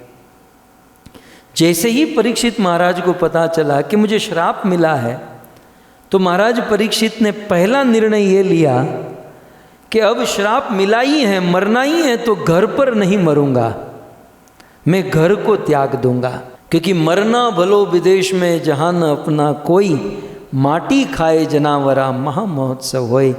जिस घर में पूरा जीवन बिताया उसमें कुछ आसक्ति होती है। घर में मरने से यदि आसक्ति रह गई तो दूसरा जन्म लेना पड़ता है। मैं घर पर नहीं, मैं ब्रज वृंदावन गोकुल मथुरा पवित्र तीर्थों में जाकर मरूंगा। परीक्षित अपने लाखों लाख राज रजवाड़े नौकर चाकर सब कुछ त्याग कर निकल पड़े हैं अपने घर से। हस्तिनापुर से निकले, भागीरथी गंगा के तट पर पहुँचे, गंगा में स्नान किए। गंगा जल हाथ में लेकर महाराज परीक्षित ने संकल्प किया, जीवन में 7 दिन बचे हैं, इन 7 दिनों में गायत्र विष्णु गाथा, न मैं कुछ खाऊंगा, न पीऊंगा, न सोऊंगा, मैं 7 दिन एकमात्र भगवान कृष्ण की कथा सुनूंगा। परीक्षित ने जैसे ही निर्णय लिया कि मैं 7 दिन कथा सुनूंगा, तो ये बात वायु वेग से तीनों लोक में फैल गई और बड़े बड़े ऋषि मुनियों को पता चला कि परीक्षित ने संकल्प किया है कथा सुनने का, मतलब कथा बहुत ऊंची होगी। सुनने वाला ऊंचा, बोलने वाला भी कोई ऊंचा, तो बहुत ऊंची कथा होगी। संसार के समस्त ऋषि मुनि कहते हैं तत्रोप जगमुम भुवनम पुनाना महानुभावा मुनियस शिष्या। बड़े बड़े महानुभाव वहाँ पर उपस्थित हुए। कौन कौन आए? अत्रि, वशिष्ठ, च्यवन, शरदवान, अरिष्ट, नेमि, भृगु, अंगिरा, पराशर। अत्रि ऋषि आए, अरिष्ट ऋषि आए, च्यवन ऋषि आए, शरदवान ऋषि आए, अरिष्ट नेमि आए, भृगु ऋषि, अंगिरा ऋषि, पराशर ऋषि, विश्वामित्र, परशुराम, उथ्य, इंद्रप्रमद, इद्मवा, मेधातिथि, देवल, अष्टिशेण, भरद्वाज, गौतम, पिपलाद, मैत्रेय, और वह कितना गिनाऊं। ऋषि मुनियों की जमात लग गई, ऋषि मुनियों का मेला लग गया। और परीक्षित सभी ऋषि मुनियों को प्रणाम कर कर के आसन देते हैं, सबको बिठाते हैं। और जब लाखों ऋषि मुनि वहाँ पर बैठ गए, तब महाराज परीक्षित ने दोनों हाथ जोड़कर ऋषि मुनियों की सभा में कहा कि आज तक्षक नाग आए या साक्षात मौत भी आ जाए, परीक्षित को किसी का डर नहीं है। मुझे आज मृत्यु का भय तनिक भी नहीं है। क्यों? क्योंकि माँ गंगा के तट पर खड़ा हूँ, ऋषि मुनियों के बीच में बैठा हूँ। अब मौत भी आए तो क्या हुआ, यार का पैगाम आया। भक्तों, जीवन की स्थिति ऐसी होनी चाहिए, मौत आए तो क्या, यार का पैगाम, भगवान का बुलावा आया। महाराज परीक्षित मृत्यु के डर से मुक्त हुए। लेकिन परीक्षित ने कहा कि 7 दिन बचे हैं, तो मुझे कोई कृष्ण कथा, कोई विष्णु कथा सुनाओ। अब इस सभा में सब लोग कथा बोलने के लिए, आज के वक्ता होते तो बोल देते, लेकिन बोलने के लिए नहीं, सुनने के लिए आए थे। सोचे थे कोई बहुत बड़े वक्ता आएंगे। जब महाराज परीक्षित शुद्ध जिज्ञासा करने लगे, कोई कथा सुनाओ, कथा सुनाओ, और उसी समय इस पृथ्वी पर स्वतंत्र गति से विचरण करने वाले आत्मराम, आप्त काम, मुक्त काम, दिव्य लक्षण वाले, प्रातः स्मरणीय, परम आदरणीय, भागवत भूषण, भागवत रत्न, भागवत प्रदान, भागवत भास्कर, वैया सखी, व्यास नंदन, परम विरक्त चूड़ामणि सुखदेव गोस्वामी उस सभा में प्रकट हो गए। 16 साल का युवक कुमार अवस्था में सुखदेव गोस्वामी जब उस सभा में आए, सभी ऋषि मुनि अपने अपने स्थान पर खड़े हो गए, सुखदेव गोस्वामी को प्रणाम करने लगे और महाराज परीक्षित ने सुखदेव गोस्वामी को उच्च आसन पर बिठाया। दोनों हाथ जोड़कर गदगद वाणी से रोते हुए महाराज परीक्षित कहते हैं कि हे साधु, मेरी मृत्यु के समय आपने मुझे दर्शन दिया, आप मुझे कथा सुनाने के लिए मृत्यु के समय आए, आपने मेरे जीवन को धन्य कर दिया, मेरी मृत्यु को आपने सुधार दिया, बस आप मुझे कृष्ण कथा सुनाइए। सुखदेव गोस्वामी ने कहा कि परीक्षित चिंता मत करो, ईश्वर प्राप्ति के लिए 2 घड़ी काफ़ी है। खटवांगो नाम राजर्षि, खटवांग नाम के राजा ने 2 घड़ी में ईश्वर को प्राप्त किया था, तुम्हारे पास तो 7-7 दिन है, चिंता नहीं है, मैं कथा सुनाऊंगा, तुम कथा सुनोगे और बस और कुछ नहीं करना है, कथा सुनो, अपना मन कृष्ण में लगाओ, मैं वादा करता हूँ वो तक्षक आए उसके पहले तो तुम भगवान के धाम में पहुँच जाओगे। तो सुखदेव गोस्वामी ने कथा सुनाना प्रारंभ किया और सुखदेव गोस्वामी महाराज परीक्षित के जिज्ञासा का अनुमोदन करते हैं, राजन बहुत सुंदर निर्णय लिया है। और सर्वप्रथम सुखदेव गोस्वामी महाराज परीक्षित को सर्ग तत्व के विषय में कहते हैं, किस प्रकार से भगवान के द्वारा इस संसार का निर्माण हुआ। विराट पुरुष का वर्णन, भगवान के प्रत्येक अंग किस प्रकार से संसार की वस्तु में परिणित होते हैं, ये सारा वर्णन श्रीमद् भागवत के 2 स्कंद में सुखदेव गोस्वामी महाराज परीक्षित से करते हैं, सर्ग। तत्पश्चात सुखदेव गोस्वामी महाराज परीक्षित से विसर्ग का वर्णन करते हुए कहते हैं कि भगवान के द्वारा विपुल मात्रा में 5 महाभूत बनने के बाद उस 5 महाभूत से ब्रह्मा के द्वारा किस प्रकार से सेकेंडरी सृष्टि, जिसे विसर्ग कहते हैं, किस प्रकार से ब्रह्मा के द्वारा सृष्टि बनी। भगवान विष्णु की नाभि से कमल, कमल से ब्रह्मा, ब्रह्मा ने तप किया, भगवान ने ब्रह्मा को ज्ञान प्रदान किया और ब्रह्मा जी ने सृष्टि का निर्माण करने के लिए 10 पुत्र को जन्म दिया, 10 ब्रह्मचारी हो गए। तब ब्रह्मा जी ने अपने आधे अंग से मनु, आधे अंग से शत्रुपा को प्रकट किया और कहा, मैथुनी सृष्टि प्रारंभ करके पृथ्वी पर जाओ और मानव समाज का उत्थान करो। मनु से मानव, मनु और शत्रुपा जब इस धरती पर आए और धरती पर आकर उन्होंने 5 संतान को जन्म दिया, 3 कन्या आकुति, देवहूति, प्रसूति और 2 पुत्र प्रियव्रत और उत्तानपाद। तो मनु महाराज की ये 3 कन्या, आकुति का विवाह रुचि प्रजापति के साथ हुआ, देवहूति का विवाह कर्दम ऋषि के साथ हुआ, जिससे उनको बहुत सुंदर पुत्र की प्राप्त हुई जिनका नाम था भगवान कपिल देव। और प्रसूति का विवाह, मनु महाराज की कन्या प्रसूति का विवाह दक्ष प्रजापति के साथ हुआ और उसे 16 कन्या की प्राप्ति हुई। 13 कन्या का विवाह धर्म के साथ, 14वीं कन्या का विवाह पितृगण के साथ, 15वीं कन्या का विवाह अग्नि देवता के साथ और 16वीं कन्या जिसका नाम था सती, इनका विवाह शिव जी के साथ कराया। तो आकुति, देवहूति, प्रसूति, उत्तानपाद की कथा और ये सारी कथा सुखदेव गोस्वामी सुनाते हैं। उस बीच में परीक्षित महाराज ने एक जिज्ञासा यह की थी कि मैंने सुना है कि विदुर जी हस्तिनापुर को त्याग कर चले गए। तो विदुर जी ने हस्तिनापुर को क्यों त्यागा? परीक्षित ने, क्योंकि परीक्षित ने राज्य को त्यागा था तो अपने टाइप की बात सुनना पसंद करते हैं, तो विदुर जी ने क्यों त्यागा? तो सूत जी कहते हैं, सुखदेव गोस्वामी कहते हैं, यदा तु राजा स्वसुतान असाधुन पृष्णेन धर्मेन विनष्ट दृष्टि। जब दुर्योधन अनेकों प्रकार के कुकर्म, अधर्म करके पांडवों को परेशान कर रहा था, विदुर जी से नहीं रहा गया और विदुर जी ने भरी सभा में धृतराष्ट्र महाराज को कहा कि आपका ये पुत्र दुर्योधन अधर्म कर रहा है और मैं आपका मंत्री हूँ, छोटा भाई हूँ, मेरा धर्म है आपको सच्ची सलाह देना। महाराज अभी भी मैं कह रहा हूँ अपने पुत्र दुर्योधन को रोक लीजिए, नहीं तो आपका एक बेटा पूरे कुरुवंश का विनाश कर देगा। बहुत सुंदर सलाह थी, लेकिन कुछ लोगों को अच्छी सलाह पचती नहीं है। प्रॉब्लम ये है प्रभु जी, पचती नहीं है। कितनी सुंदर सलाह। विदुर ने तो विदुर नीति लिखी है। विदुर को तो समझने लायक बंदा है। विदुर की बातें कभी पढ़िएगा, सुंदर विदुर नीति का वर्णन, एक भक्त को समाज में रहने के लिए किस प्रकार से जीवन जीना चाहिए विदुर जी ने बताया। और ऐसे महात्मा विदुर नीति युक्त बात कर रहे हैं, लेकिन दुर्योधन सह नहीं पाया। दुर्योधन ने भरी सभा में विदुर जी का अपमान किया कि जिस थाली में खाते हो उसी थाली में छेद करते हो, मेरा अपमान करते हो। बहुत भला बुरा दुर्योधन ने कहा, लेकिन विदुर तो विदुर थे।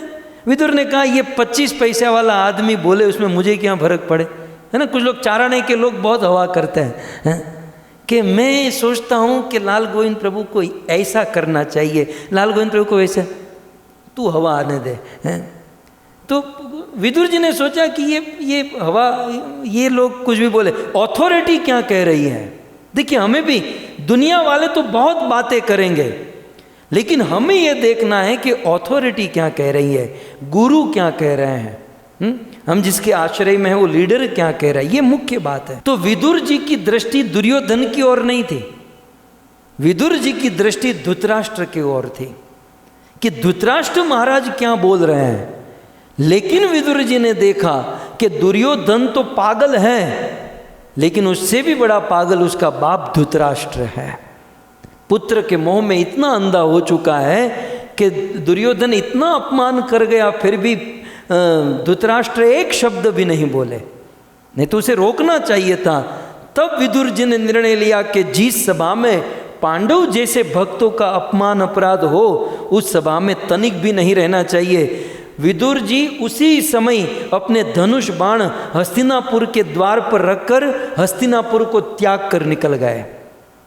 और महाभारतकार सुखदेव गोस्वामी ने कह दिया, विदुर जी ने जिस दिन हस्तिनापुर को त्यागा, उस दिन हस्तिनापुर भाग्य विहीन हो गई। हस्तिनापुर का भाग्य खत्म हो गया, क्योंकि एक साधु एक समाज को छोड़कर चला गया। हमें भी हमारे जीवन में समझ लेना चाहिए कि कोई संत, कोई साधु, कोई भक्त, कोई वैष्णव निराश होकर, नाराज होकर यदि हमारे दरबार से, घर से, समाज से चला जाए, तो उस समाज का पतन निश्चित है।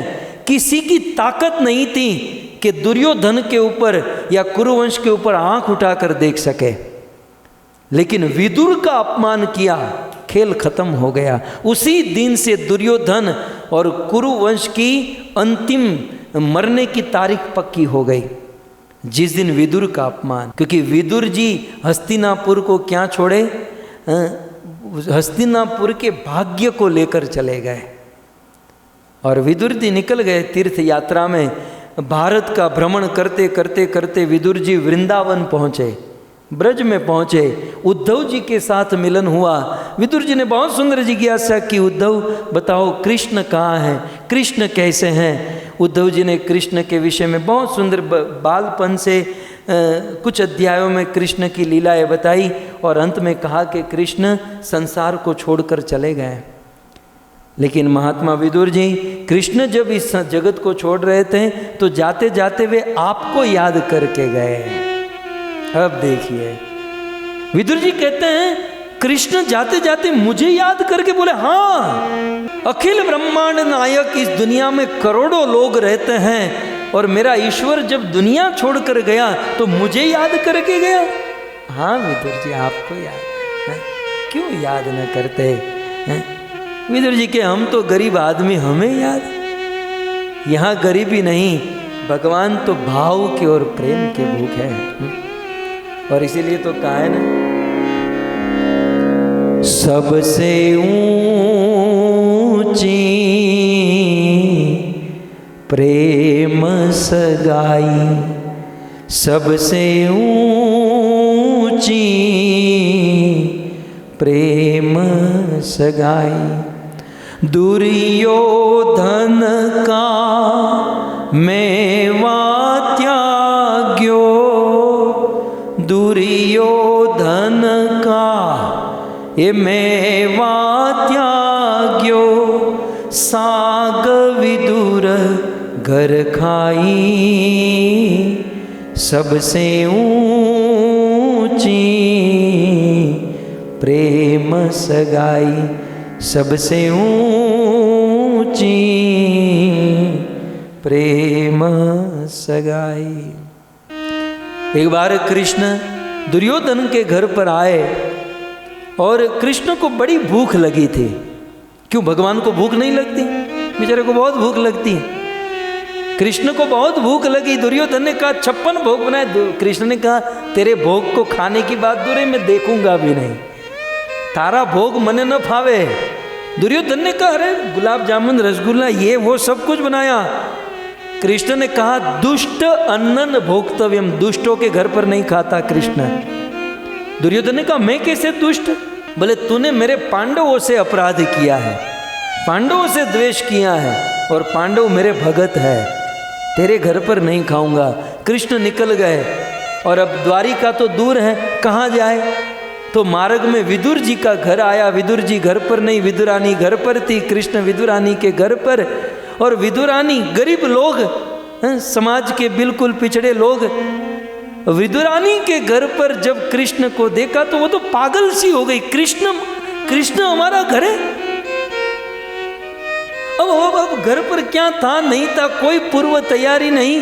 ऐसा कहते हैं कृष्ण को केला खिलाना चाहती, केले का गर्भ फेंक दिया और कृष्ण को केले के छिलके खिला दिए। दुर्योधन के भोग को त्याग कर विदुर जी के घर पर साग की पत्ती खाई। क्यों? क्योंकि सबसे ऊंची प्रेम सगाई, प्रेम सगाई। उस प्रेम के खातिर विदुर जी कृष्ण इस दुनिया को छोड़ते समय आपको याद किए थे। कृष्ण जाते जाते मुझे, विदुर जी उद्धव जी कहते मुझे और मैत्रेय ऋषि को भागवत सुना कर गए, और स्पेशली मैत्रेय ऋषि को कहा कि ये भागवत मेरे विदुर को सुनाना। विदुर जब आपके पास आएंगे उनको ये भागवत सुनाना। विदुर जी मचल गए, उद्धव बताओ वो मैत्रेय कहाँ मिलेंगे? उद्धव जी ने कहा कि मैत्रेय ऋषि गंगा के तट पर हरिद्वार ऋषिकेश में मिलेंगे। तुरंत विदुर जी वृंदावन से विचरण करते करते हरिद्वार, गंगा के तट और ऋषिकेश में मैत्रेय मुनि की कुटिया में गए। मैत्रेय मुनि के चरणों में बैठे और जिज्ञासा करने लगे कि आप मुझे भागवत सुनाइए। तब मैत्रेय मुनि ने कहा कि विदुर जी आप मेरी कुटिया में आए, मैं आपको अवश्य भागवत सुनाऊंगा, लेकिन कल धन्यवाद आप सभी भक्त बड़े भाव से प्रेम से इस भागवत कथा का स्मरण कर रहे हैं। कथा तो आप सब जानते ही हैं, लेकिन हम सब साथ में मिलकर इस कथा का स्मरण कर रहे हैं, और आपके भाव को देखकर दास के भाव भी प्रकट होते हैं। तो इसी प्रकार से बने रहिए, कथा को सुनिए। और विशेष धन्यवाद देता हूँ हमारा यजमान पटेल परिवार, आप सभी भक्त एक साथ बैठकर भागवत कथा का श्रवण कर रहे हैं, बुरी बुरी धन्यवाद। इसी प्रकार से कथा सुनिए और जीवन को धन्य कीजिए। ग्रंथराज श्रीमद् भागवतम महापुराण की, श्री कृष्णचंद्र भगवान की, शिल प्रभुपाद की, निताय गौर प्रेमानंदे।